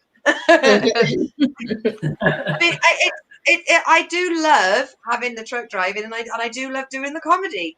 And I remember at the very beginning, I went for a competition. I went for a couple of competitions, and there was one. I didn't get through any of them at the very beginning. And one person that got through said, "Oh, she was really grateful that she got through, considering this was her hobby." Oh, that's a bit sly. And I was like, "Oh no, I'm fine with you getting through on that. That's fine." Isn't everyone's hobby when they first start out, though? Lucy's very serious about it. You know what? When I first started out, I didn't take it seriously. I did like 3 or 4 open mics, did a competition, then didn't gig again for like 5 or 6 months. Then I did like 2 or 3 gigs, and then I decided I didn't want to do it anymore. It was just couldn't be bothered. And then got to the end of 2011. And I think I saw Tom Glover at a gig and James Alderson, and they started at the same time as me. And Tom had done like 70 gigs and James had done 100. And then they went, "Oh, how many gigs you done, Luke?" And I was like, 10, 11 gigs. And I felt really stupid. And they were just like, "Oh, right." Huh. And then I kind of like thought, "Oh, maybe I shouldn't do this. Maybe it's not for me." And then my Zoe at the time was like, "You love this. Like every time you come back from a gig, you're so buzzing, you're so happy, and you really look forward to the gig that's in 2 months' time. Like it's the best thing ever." Didn't you win a competition when you were like on your second gig or something stupid? Yeah. So I did. I did like two open mics in London, or 3 open mics, and then I went and did a competition, Southwest New Act of the Year. I won the semi-finals, and then I went back on my 5th gig and won the final. And then I just didn't gig for ages. And then did you kind of like? I did the Welsh Unsigned Stand-Up Awards for like 10 years running. You know, I think I had 1 year I went, I can't keep doing this and keep going to the semi-finals. And I made it the very last year that it existed, because they didn't do it. Obviously, they didn't do it last year. But they didn't do it the year before last either. So about 2018, I made it to the final. And I was like, yay! And it went really well. And I thought, oh, maybe I'll win, but I didn't win. But if I won that first year, I wonder if I'd be like, oh yeah, this is easy. Anyone can win. You know, did you kind of take it for granted? Luke? No, I didn't take it for granted. I just didn't take it seriously. When I was really into my sales job, and I loved sales. I still do. I work in sales now, and I do love the buzz. And so I was more interested in my job, and like, you know, you earn quite a lot in sales, and then someone goes, "Oh mate, do you want to drive to Bristol for 15 quid?" And you go, "No, I don't." So at first I was a bit like, I can't be bothered with this. But then when I found out the other guys, because I'm quite competitive, when I found out they'd done so many, I was like, I need to up my game here. So then I started booking in gigs, and I went to Mirth Control and got so many open spots, like right across the sort of south of the UK. I was doing easily 2 or 3 open spots a week. like just absolutely smashing it every night, and it was great. I then got the bug for it. I then wanted to do it, and then I started doing gigs in in London, like one-offs, and then I got like a big booking agent saw me and then started booking me for like really cool gigs, like quite early into what I was doing. So then I was like, oh, this is great. Like now I like it. Whereas before I wasn't that interested. And then when I had my gig, my Barnstable Comedy Club, I opened that in 2011, December 2011. So I've been doing comedy for a whole year and I've done no gigs. And then when I started my own gig, that pushed me, because then every month I had to write something to MC it, and then I had to learn to MC, and then like that sort of like steamrolled me then. And then I'd meet like Sean Walsh is like my comedy hero. When I was before I was a comedian, I went to see Stephen K. Amos, and he was the support act.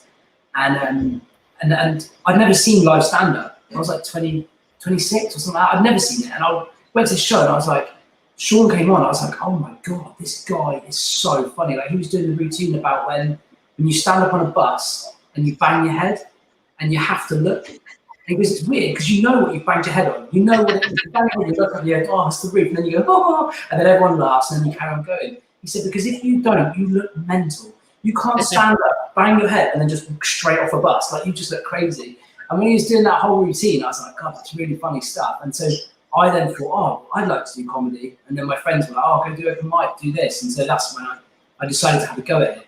So when I started running Barnstable Comedy Club, I booked him. He came down and did his tour show at my 60-seater venue and in a little cafe. And it was him and Ramesh Ranganathan came down. Ramesh was his support act. And that's, Ramesh obviously wrote about me in his book. That was the night he put about me in his book. Just letting the cat in.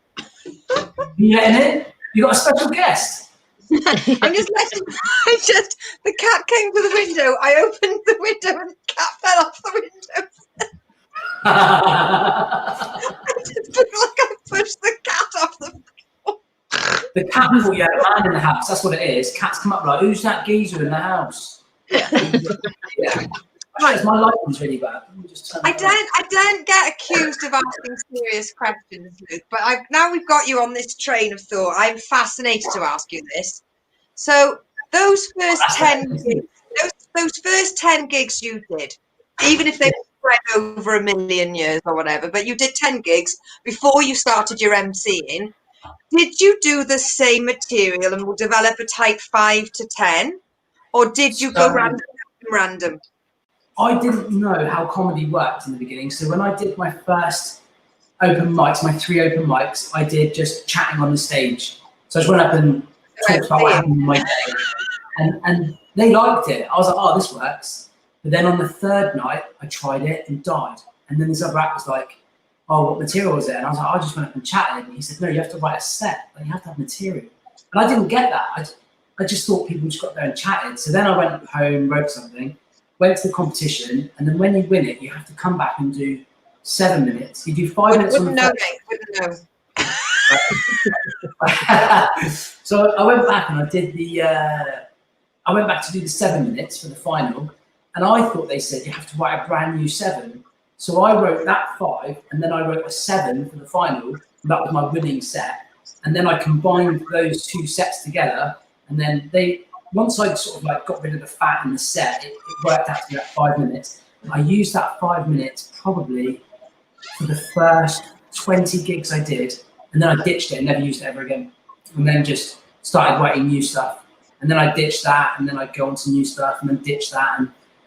And then it was only really in 2015 that I started 2014, where I started to find like my comedy, who I was, not stuff I was writing to make people laugh, but stuff that made me laugh. And then I go, oh, maybe someone else will laugh at that. And so I started digging a bit deeper like, on who I was and taking the mickey out of me a bit more and my personality traits. So like, you'll notice in my set, I talk about being working class a lot and how my kids are posh, and I take the mickey out of that, and violent situations that I've been in, like, you know, because I always take the mickey out of people, and then if they want to fight you, it's really funny. And so like, I'll write about, you know, my stupid behavior when it comes to that. And so that became more my set, whereas like my old stuff was pretty harsh. Like I used to have a joke about how read the book on Anne Frank, and I just thought it was a bit depressing for someone that had a loft conversion in the 1940s, and that's not a very nice joke. And so but I wrote that because people would laugh. People were like, oh, you know, they find it funny. But now I go like, oh God, that's a bit harsh. And then I had a joke about do you remember JLS, the band? Yeah. They just started getting famous, and they brought out their own condoms, and their condoms said "Just Love Safe." And I said, I'll take that. Couldn't do that because it's just a little bit too aggressive for condoms. Like, take that, you know, you just can't have that. That's my early jokes. So I used to write stuff like that, and then you know, when I found my personality a bit more in it, when I decided to be more confident about me, then my set progressed into like, I had like an hour at one point, and then I went to see Jill Edwards in Brighton, and then she was just like, that's generic, that's rubbish, like that, it's been done a million times. And I walked away with a solid 20 that was really me, and then I developed from that. And what she taught me in writing, I then went away with that and was like, oh, well, I'll do that method in every bit of writing I do, and it's worked. It's done well. Oh, who was that again? You said, was it Jill Evans? You said Jill Edwards. She trained up Ramesh Ranganathan, Jimmy Carr, Angela Barnes, Sean Walsh, and she's a really, really good comedy coach. She's very good if you're brand new because she does workshops that are like a couple of weeks long, and most of the people go for her workshop come out transformed. Like, you know, if you're naturally funny, she's going to find that in you, and she'll develop it. And then if you're a bit more advanced in your comedy, you can go to her and she'll just spend one-on-one time with you and actually go through your entire set. Because there was stuff I had stuff on like Crime Watch where like, do you remember when Crime Watch was on TV? Yeah. So I used to, for a laugh, if I was with my friends and stuff, and I used to stick to Zoe when I first got with her, Crime Watch used to upload their list of criminals in the daytime before the show. So I'd go on it and like research someone and then sit and watch the show. And then, because you always think you know someone, don't you? And then the Crime Watch list will come up and say like I'm with Zoe's parents or something. I'm like, cool, I recognise number 9, like that. And they'll start going through the list and they go, really? Oh, yeah. And Zoe's like, oh, he always thinks he knows someone on there. I said, no, he looks like a new guy at work, Billy. So he just moved down from Bournemouth, like he's a real top guy. And then it'll get to him, they're like, oh, this is William blah, blah, blah from Bournemouth, convicted killer, escaped from prison, otherwise known as Billy as well. And our parents are like, oh my God, you have to call him. Luke, you have to call him. So I used to talk about those stupid things on stage. And when I went to see Jill Edwards, she went, mate, so many people have done Crime Watch jokes. Like, that's not original, it's not funny anymore, it's just overdone. So I was like, oh man, I have to get rid of that. So I got rid of that, and there was loads of other bits that are generic. So once you kind of get through that, and then you have your proper stuff that's you, then you're good, aren't you? Well, not good, but like, you know where you want to go. Yeah. So yeah, that 5 minutes only lasted about 20 gigs. Then I had a 10 that was about a year, and then after that I developed. Yeah, it's hard, isn't it? Especially when there's the stuff you know you should drop, but you really like that stuff and you like saying that stuff, and if it gets a good reaction, it's kind of it's hard then to let that go, really, isn't it? I think the toughest thing with comedy is when you have got that solid 5 minutes that you've absolutely owned, and then you've got another solid 5 minutes you've developed, and you go to a show and you do your new stuff first, and everyone just loves it. And then you do your old stuff and you go, it's not as good. And then that kills you because you're like, oh God, that stuff's dead now. That's gone forever. I can't ever use it again because it's rubbish compared to this stuff. But Jared Christmas gave me some advice when a couple of years ago. I can't remember who he got the advice from, but he said, for like a writing thing, start your set on the joke you finished on in your last gig. So whatever gig you're doing, whatever routine you have, that last gag that you finish on, your big finisher, take that and then bring it to the beginning. So when you start your gig next time, you're opening with your biggest joke. And when you do your next joke, you will literally have to make that joke work because the big one you've just told, this has to follow it. And what it means is, by the time you've rotated that entire, 10 minutes, 15 minutes, 20 minutes, by the time you've rotated it, you would have done every single joke. Every single joke would have opened, every single joke would have closed, every single joke would have been in the middle. And it means that each bit will get stronger. And I can give you a really good example of that. Sometimes it won't match up. And I did a joke about, I don't know if I said this on the last show we did, but it was about the bouncy castle. And I talked about how I got mistaken for the bouncy castle owner, and it was really embarrassing. Now, that worked when I'd done a whole set on being working class, but if you open with that, people are like, what? But then I said, oh, so I just took a booking. And then people laughed because I did out of panic. And then I was like, oh, and then I took a deposit. And so that helped me develop that one joke that I had into a little bit of a set. And then by the time I rotated that and it became part of the end of my set, it was way much stronger. It had loads more to it. I was able to add to it. And that's how I developed those bits. So I follow that rule now. Even now, I rotate my set and just try and push myself, because the fear of opening with a joke that you're not confident with is horrible, isn't it? It's like doing open mic. Yeah, that's the bit I've always struggled with is the opening, because part of it will depend, to me, part of it depends on the audience and like what's happening in that night. Like if the guy before you or the act before you died on their arse, and the MC isn't, maybe they've not quite got the audience going again, or things happen in the room that I will feed off, and I would rather come on all guns blazing and going right than going, well, I need to stick to my material. You've got to go on, and it depends on the situation. Like if it's a competition, I always really struggle because I'm like, I just want to go on and do my best, but my best is generally when I'm being chatty and warm and friendly, is what a lot of people see me as. And or when I get compliments, it's like, oh, you're so warm and friendly. Like, oh, thanks. So I always feel like I'm opposite to that. If I come on and they're like, they really ramp up the room, I feel like, oh, I've got to keep this momentum. Like you're there, and it's like, oh god. Whereas when I MC a lot, I'm always like, don't tell the audience. I'll just go on. And so I'll just walk up on stage and be like, oh, how's it going? And that way, there's no expectation, and then I can just slowly bring it to my level then and be happy. But yeah, when you walk on, it's like Glee, for example. Lucy, have you done Glee spots yet? No, she hasn't yet. No, because that fucking disease got in the way. Okay. So yeah, you've got the comedy carousel that you can do when it's back open and everything. But Glee has got a real electric atmosphere, and they have the same music playing every time before you go on. It's really like buzzing, and the audience, I mean, for them, it's stag parties and hen parties and birthdays, and everybody's there for a great time. And you get on stage, and it's like, wow. If you open with a shit line, it's the worst gig in the world.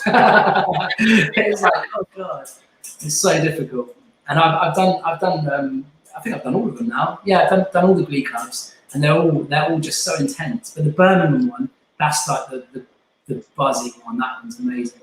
I've done Cardiff and Birmingham, and I did Carousel at Birmingham a couple of times, and it was just brilliant. They set it up so well. And the Glee in Cardiff is brilliant, but they can be a harder audience, I think. I'm not just saying that for me, because Glee Cardiff is only an hour away. Before, like the year before, the pandemic, I just used to go there like once a week to just watch the acts, because I wanted to see, I wanted to analyse, right, who comes here? Who are the audience? Because otherwise you just go in. She's the only one with her back to the act. Yeah, she's just there looking and going, Who are you? Mate? God, Jonathan comes a lot, doesn't he? You're a hairdresser, are you? So your hairdresser for the MC. That's lovely, hairdressers. Well, I was just, and so it's always interesting. I just love comedy anyway. I just love seeing the other acts and just love to see what's happening, and also as a female act, you don't often see other women. So I kind of wanted to know, well, what are the other women talking about? So that's what's quite nice about online comedies. Hopefully it will change, and we've had as many as 2 female acts on the one bill has become almost commonplace these days. No, 2 of them. That's a booking error. That is a booking error. Someone got in trouble for that. One of them might even be either opening or closing, Luke. It's quite a shock. Who is your favourite female act? Say again? Who's your favourite female act on the circuit? Who's the one that really On the makes you? circuit. Say On the again? circuit or like megastar? Just No, just female comedian. It doesn't have to be a megastar. I could watch a Millican all day. I love the filth. I love the filth with the face of a librarian. I want to hear about clotting. I want to hear about all that. Bring the custard jug. But I with that little face. I love the juxtaposition between butter wouldn't melt and bring the custard. I just. Who's yours, Sarah? it changes all the time. It's like asking who's your favorite pop band, like my number one. But at the moment, I'm for online. I really love Barbara Nice. She's Bloody brilliant. Yeah. Because See, my favourite comedian to see live is probably Susie Ruffle. She is phenomenal. She's brilliant. Have you seen her set on Getting a Cat and like the way her dad texts? She does this thing about her dad's always so aggressive and he's always like shouty, and even his text messages are like in capital letters, like Susie, how are you, Dad? I love how she embodies all the characters as well. She really does all the you really get a sense of who they are when she's performing. Yeah, I drove a truck for a guy called Tiny. I'm assuming it's a nickname because he's not tiny. And apparently he's like, you should get in touch with Susie Ruffle. She's a comedian. And I said, so what am I supposed to say? And he's like, well, I know her dad. And I'm like, right, so I'm going to write to Susie. Hi, I'm a comedian. I drive a truck for someone that knows your dad. And I thought, I left a really pregnant pause and thought this would be a sarcastic eyebrow. And he just went, yeah, that's right. That is. She'll write back, let's be best friends. We'll go out for lunch. She'll plait my hair. It'll be amazing. She is a comedy store in London, and I was so scared because she properly had it going in that room. Like the audience just loved her, and when the comedy store is like, it's all amazing acts, and I still do open spots there, so I go up and try my 10 minutes in the middle, and they introduce you. They don't tell the audience. They just go, we've got a special guest tonight and bring you on, and then instantly they're like, who the hell's this guy? And then you've got to follow someone like Susie Ruffle, who's just taken the roof off the gig. It's such high pressure. It really is. I always find it scary. It's the scariest gig I ever do, and the stage is really small. So like as soon as you walk out in the London Comedy Store, they're just on you, like from the side and the front. They're just it's really, and it's very high energy in that room, Yeah, but it's very visceral. It's almost like a combative, because I've been on the Comedy Store stage. Because of my first year of comedy, I think I've done about 4 gigs, maybe 5. I went, I know, I'm going to do King Kong, like a knob, in London, with a guitar that I could play. And I did my Doctor Who song. Honest to God, I got booed off before I got to the chorus. Did you? Yeah, it was hilarious. I was like, thank you. Thank God for that, for booing me off, because thank you so much. Thank you. I did that King Kong in 2012. I'd done like 30, 40 gigs, and I did that King Kong. It was the worst experience of my life. Yeah. I won.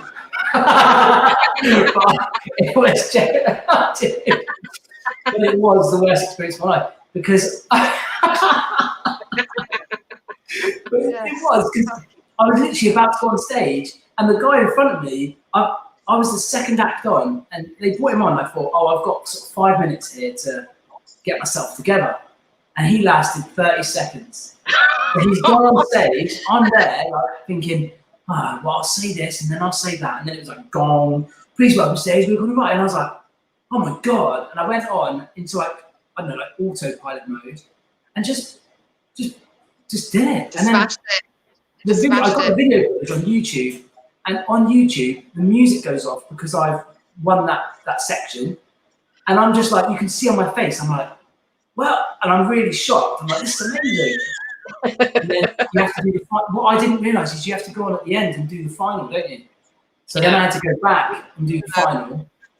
Yeah, you do like a minute. They give you a minute, so no one like boots you up at the end. You've got to do a minute, and then the audience chooses who they want to win, isn't it? Yeah. Who becomes the king? I won that as well.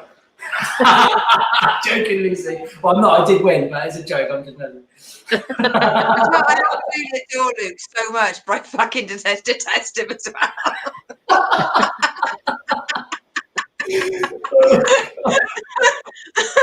What do you want to be when you grow up? Him.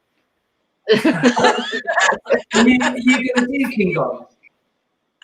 I remember when I was still very like in my brand new like I'm on like days or weeks into being a comedian, and my friend set me up with is it Dave? No, what's it? Nice and Spiky. The Birmingham guy where you get like Dave Spiky Mike. And I ran it past Marcus off the course, and I said, "Can I?" And he just went, "No." He said, "It's a nice gig." He said, "But I wouldn't advise anybody in their first couple of months, let alone year, to do a gong." And I said no, and I'm actually really pleased I said no, because I feel like I'd be ready to do it, whereas before it would have just been the sound of blood gushing in my ears as I couldn't work out why everyone was looking at me. It's a bad thing. When you do London Comedy Store, and like I say, even though I did have a good result, the actual fear of going on that stage when everybody is booing and telling people to fuck off, and like, it's horrible.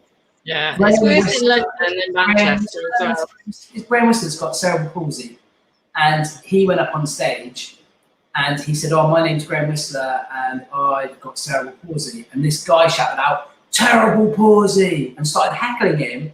And I was like, whoa. And then the MC got on stage and went, "Look, sometimes the audience have got it, sometimes the audience are wankers, and tonight you're being wankers. You have just literally heckled a man with cerebral palsy," and then brought on the next act because he got gonged off. It was horrible, mate. Yeah, it was a horrible.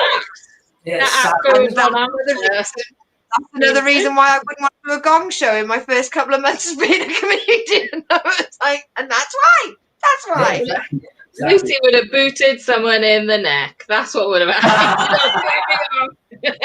We'll get my from the cab. Can I confess as well, Luke? You know when you said who's your favourite female comedian, I instantly thought like of all time, and then it took me 5 minutes to realise. I thought Lily Savage, and then it took me about 5 minutes into what Sarah was saying for me to realise Lily Savage isn't a real person. No.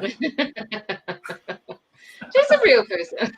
But when I watched Lily Savage, she is. Do you know what I mean? It's never. Yeah. I don't ever watch Lily Savage and think that's Paul O'Grady being Lily Savage. It's such an entire transformation, and I just, as growing up, I could have quite easily watched Lily Savage just all day, every day. And if I could be compared to one comedian in my life, it'd be like Lily Savage. Lily Savage. I'm really conscious of we could talk to you all day, but I'm really conscious of time, and you've been with us we're nearly finished this. So thank you so much for coming on again. Yeah. Just got a couple of questions I want to ask you from our lovely audience. So we've got huge anus. He's a regular, we love him. He says, "Hi Luke, with your in-depth knowledge of swimming pool design, what's been the weirdest request for an update on their wet hobby?" Well, I don't know. I don't even know how to reply to that. What's the weirdest update? I don't know. What, a weirdest request for a swimming pool? For an update? What's been the weirdest request for an update on their wet hobby? That's a puzzler. That's a thinker, huge. What do you mean? I don't know what he means. No. So you sell swimming pools? Say again? Do you sell swimming pools? I sell swimming pool stuff to the builders that build the swimming pools. Oh, cool. So he's trying to ask if you ever had to build a swimming pool in the shape of a peak. Well, like a sex swing in the swimming pool. We've had that. Yeah. We've had sex swing. Yeah, I've had one of my customers. he went to fix a spa at a nightclub, and when he came out, people were having sex everywhere because it was a sex club, and he didn't realise. One of my clients, we're talking about mega rich people here. One of my clients went to a house, and he could hear like like pain, and he opened up the sauna, and the owner of the house was being beaten with a stick of birch with nothing on, and then he went, "Oh, don't go anywhere, mate. I want to talk to you about a swimming pool." And he's like, "Can you just change the skimmer basket when you do get a chance? And can you, And the girl, she went to stop. He went, "Don't stop, carry on." And she was like, "Okay." But I want double time. That's a true story as well. Oh my God, that's hilarious. We'll end on that. Thank you so much, Luke. I just want to say hi to Angie as well. Say quick hi to Angie. Angie said hello as well before we finish. Oh, nice. Thanks. Hello. It's all sorry, I've gone. We put all your socials on there. Hello, Luke. I think we did your last pre-lockdown gig in Devon. Big love. We did in West Butland School. It was that was my last ever gig. That was pre-lockdown. No, I did do a gig in Portsmouth just before Christmas, and it was I don't want to brag, guys, 3,000 seater theatre, and how many people in the audience? Oh, 36 people in the audience. And I said to them, have you cut the room off? Have you made the room smaller, sort of to accommodate? And they went, well, no, because of social distancing, we just sort of let them sit wherever they want. So not only was it a massive theatre with 36 people, it was literally like doing comedy in a bus station. There was people like over there looking like they're waiting for flights. There's people over there. I was just like, it was well, fingers crossed. Sometime this year, it'll come back. It'll be allowed. Yeah, nice speaking to you guys again. Thank you, Luke. Thank you so much. Cheers. See you again. Bye. Congratulations. Bye. He's gone. He's out the back door. He hasn't even gone through the dining room. He's out the back door. He's pegged it up the path. He doesn't care about the badgers. He just wants to go home. Didn't even take his coat off. I kind of want, can Luke adopt me as his comedy little sister? Is it like weird for me to ask him that, considering I'm a 39-year-old woman and I'm possibly older than him? I think that's all right. I think that's okay. You could be a stepsister. His parents remarried. Yeah. I think you already are. I don't think he has a choice. I think you would ask out of politeness, but I think once Lucy's got her radar track on you, you don't have a choice in the matter, frankly. Because he's adorable and he is so funny and he knowledgeable. And so he gives it all out, but he does. I don't think he fully sees his own potential. I don't think. I look at him, I'm like, oh, it's Luke Honnoraty, and he's like, all right. I'm like, no, you're Luke Honnoraty. And he's like, what? No, he's lovely. He's absolutely lovely. And yeah, it's weird because, time just goes. When you just turn around and think, you don't even think in terms of how many years it's been since he started. Not that I'm like pulling around going, I've been going 11 years, But you just look around and go, oh my God. And especially when you go, oh my God, that guy, he's on TV now. I remember him at that open mic a few years ago, Yes. You might, Kiri McLean I've gigged with a couple of times at the beginning, middle, and now, and oh God, Matt Richardson. Oh my God, he used to gig in Cardiff, and so it's just weird. And then I'm like, oh God, it's funny. It's funny, okay. Anyway, that's a fun one to end on, isn't it? It's a funny. It is. And for those of you that are baying for the information, where do I bring it up? So there we go. Boom. Yay! Priya is like a rising star at the moment. She's on loads of gigs. She is definitely one to watch. So I'm so pleased that Priya's very happy to come on the Sync next week. She's going to enjoy our vol au vents next week in the dining room and then meet us in the kitchen for a good old chin wag. It's your turn to do the finger buffet. Yes, I love a good finger buffet. I love a good buffet. Together we are. Oh, I love I love a finger buffet by the bins. Right, and then oh, I tell you what we haven't done, Miss O. Oh my God, we haven't. Who will we reviewing next week? What comedy? Can I make a suggestion? Well, I want to let people know as well. Our friend of the show, Chris Choppin, he's only gone and got a comedy special on Next Up Comedy.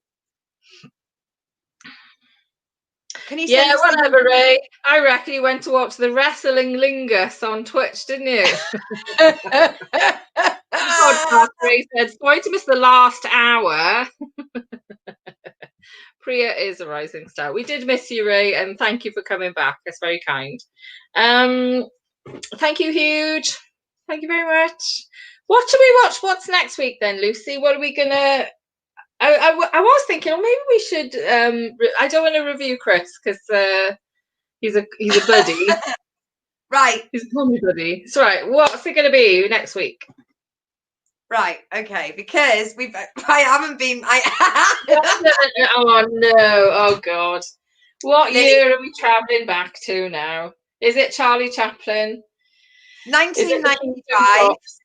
Oh, it's not too bad. Right, go on then. Lily Savage live and outrageous at the Garrick Theatre. Fabulous. Fabulous. On YouTube, full link. Fantastic. Lily Savage. I saw it live. I'll keep the story for next week. Touch your face. Huh? Shut your face, really. You are. Do you know what? When I was 19. So in Swansea Grand Theatre. Statements like that makes me want to sniff your hair. I'm that much of a fan. I'll sniff it for you. Smells lovely. Smells like was this the hair you had when you saw Lily? Yeah. Hey, Cat's dog is back. Yay! Yay, Yay! I'm keeper of the game. Hey, how was the wrestling? Who won? Was it good? Could you have sounded a little bit Welsher? Did I sound Welsh? How was the wrestling, boys? Oh, girls, I don't know. Now that you're back, next week we are reviewing Lily Savage. So, and is it on YouTube, Lucy? It is. So if you want to join us next week, and I'm going to drink next week, guys. I'm gonna do B&M again because I really like drinking. I haven't had a drink all week, so I thought, you know what? I'm seeing my mates there. Get some booze on. Yeah, should both get hammered next week? When someone says, you had a hard day in work, what are you doing? Oh, I might go see Sarah Bridgman, Charlie Thomas, and Luke Honnoraty. Okay, because that's my life now. Sometimes it's not bad. Well, it's messages like this that keep me going. Is that Kermit the Frog? I think it is, isn't it? Yeah, Kermit. Keeper of the gates. Right, so I'm just putting it on YouTube. I know it's YouTube. Lily Savage, 1995. Garrick, is it? Garrick. Garrick. It's live and outrageous. But that's how you will find it. So, oh my God, I can't believe my homework is I got to watch Lily Savage, and I haven't gone old school for a while. But no, that's not old school. Old school is when you do the 1960s, and it's I know I am looking for a really old one. I want us to do a really, really old one. I might in a couple of weeks, if I'm allowed. There is a 1950s radio show that I like to listen to. That is filth. Is it round the horn? Because it's double entendre. And in those days, it wasn't like, the kids might be listening. In those days, the kids shouldn't be in the living room. It's grown-up time now. And it's like, 5 p.m. Yes. Yeah. Yes. Children, come and see your father for 10 minutes before he watches the pools. What's the name of the show? Is it Round the Horn? Yes, it is Round the Horn. Do you like Round the Horn? Yes, I love it. Yeah. Hello, cheeky face. Yeah. Well, then, in that case, I am. I'll roll in spice. It'll be a couple of weeks. I do think Round the Horn is just. I just checking. I thought there was a cat in the window. I can't believe I opened the window to let the cat in and then just pushed the cat into a bush off the windows. She then climbed up like Terminator, getting in the back of a car. Are you on the ground floor? Yes, I am. Yes. Yeah. Right. So that's it. We've got the review set up for next week. We've had a cacophony of lovely guests. We have been absolutely spoilt rotten with delightful comments from lovely people. Yeah. Thank you so much. Thank Dad's dog, Keeper of the Gates, Hugh, Phil, Ray, from tuning in and keeping us entertained. So, I mean, that was good. I wasn't too fan on David Frost. Just gonna ruin it for you. I liked all of his writers, but not so much him. Brandon, As dog, Matt Goss. Oh, of course, Matt Goss. We never did find out what happened with the mouse. Right. Okay. So I'm gonna. Is there anything you want to plug that you're doing this week, sweetheart? Sweetheart? No, I'm going to put out a video, Sarah Slims. It's not comedy, but you could feel free to watch it and feel that sense of Schadenfreude. I haven't put it out yet because when I filmed it, it was very much I've got to film like the intro and the outro, and I think I seem very miserable in it, so I was going to refilm it, but I'm like, I'm not going to refilm it. I'm going to put it out. So that's Sarah Slims. That's just my YouTube channel about losing weight. So if you're expecting comedy, don't. I'm not mansplaining, but I don't think it is just about Sarah Slimming. I think it's about you taking on a whole new life plan. Yes. Yeah. I think it is. It's not just if it was Sarah Slimming, it could be just you doing. Oh, this week I'm just doing the soup diets. Oh, no, it's not. I'm literally having a nervous breakdown. I think that's what it is. No, it's no. I talk about because I'm really into the psychology and how we think about things, and we are our habits. So I'm looking at like at the moment. I can't believe we're ending on this. But I'm like, I looked for a diet. I've done every bloody diet out there. And this one is the starch solution. I can actually stick to whatever diet you do is the one that you can stick to. So it's about me actually doing the diet and seeing what the result is. So if you want to follow along and see how I'm doing on that, and we can share about how you're doing if you're also trying to stick to a healthy living plan. Then by that, I just try not to drink 4 days out of the week. And today, my friend, is Thursday. Yeah, we'll just I will take into consideration the Keeper of the Gates is saying that we want Sarah shots at the drinking channel. That is generally what this is. I was just trying to be good this week. At least it was drinking for me this week. In fact, last week you drank and I didn't. Most weeks I drink and you don't. But I just fancy a drink. I just really fancy a B&M special cheap. There's something about the B&M cheap booze. It's very sugary. Maybe that's what it is. I don't know. I'll probably get to Thursday and be like, oh my God. Is it tastes nice and it isn't I don't find it too sugary, and with certain wines, doesn't matter what colour, you still get that alcoholic bite at the end of it. And I always call it conference wine. If you've ever been to a conference and had to drink what they call wine and you go, oh yeah. Feeling it burn, literally. You can hear the hiss and the fizzle of the wine going down your skin. You know that you're going to be drunk for 3 days, so it's really efficient. You've only been on white wine, you've got red wine lips. Yeah. That's coming up. I caught a clip then of our interview with Stephen Evans. And it jumped on to the most random point of him walking around and seeing people with red wine lips at 2:30, red wine zombies. And I was like, what the fuck did we talk about? We should have like interview roulette where they just play a clip of one of the interviews to us and they go, right, who was that and what were you talking about? Yeah. I don't know. Was I there? Well, Keeper of the Gate says, even though we finished now, guys. Keeper of the Gate says, diet-wise, best one I had was keto, but I'm kind of on Slimming World at the moment.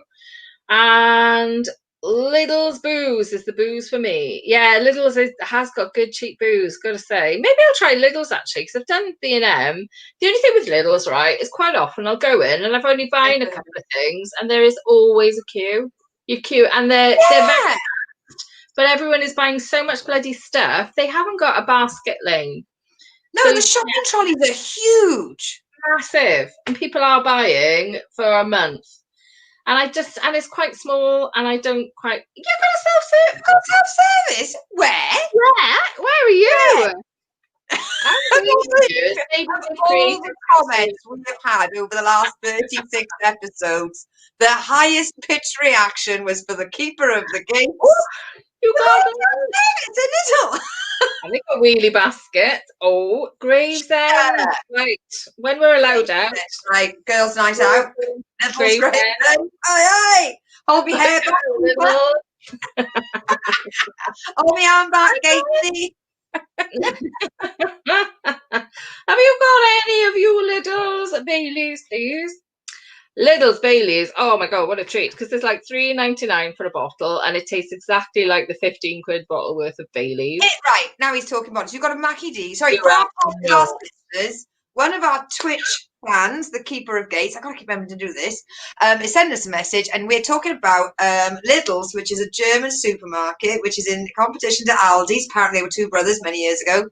And they're saying they've not only got self-service in their Lidl's, they've got a Marks and Asda's with a McDonald's takeaway inside of it. This sounds, I didn't know the Gravesend was this utopian state. It sounds more like an episode of Blade Runner than Gravesend. That's all I'm saying. Mm-hmm. Well, let me make you jealous, because we in Swansea have got the only 2-story McDonald's. Yes, it's got more than one floor. 2 stories. There's an upstairs and a downstairs. The only one in Wales. Newport's got one upstairs. No, it hasn't. Not anymore, is it? But it can't have, because we've got the only one. Unless it's new, unless they've built it in the last 6 months. Don't look at me like that. I have left the village in 6 months. Just quickly, whilst I've got everybody online as well, I'm just going to run through this. So we've had the fabulous, the wonderful, the beautiful soul, Luke Honnoraty on the 28th. And next week, we've got Priya Hall. After that, we've got Nathan Webb. After that, we've got my fellow comedian from the Drop Comedy Club, Ira Summer, who is a New Yorker, but he's living in California. Oh, how crazy. Ooh. After that, we've got, so that's Ira Summer. And after that, we've got Paul James. And then we've got Robin Morgan. But we're hoping to get a lot more women on because that is just too much of a sausage fest for us. Well, actually, we are looking for a super duper woman, because we've got. I'll have to send that message tonight. Yeah. International Women's Day coming up, and we want to interview a feminist, a full on. Can't just be a woman; it's got to be full on. Why don't you, the viewers, the fans, and the listeners, why don't you tweet your favourite comedian and tell them that they should be on the kitchen sink, which is @TheSinkGirls is our Twitter handle. So be proactive, and why don't you tag who you think should be on the show? And if you are a comedian that's watching this show that would like to be on, try saying please. Yes. Okay. And on that happy note, I've been trying to finish since 9 p.m. But it's been very nice chatting to everyone. I hope you're all well. I hope you love the wrestling, and we will see you next week with booze. Bye. Welcome to the kitchen sink. We will chat. We will make you think. You will not want to go to the loo. You could miss a lot if you had that poo. Stay and watch and join in. Yeah.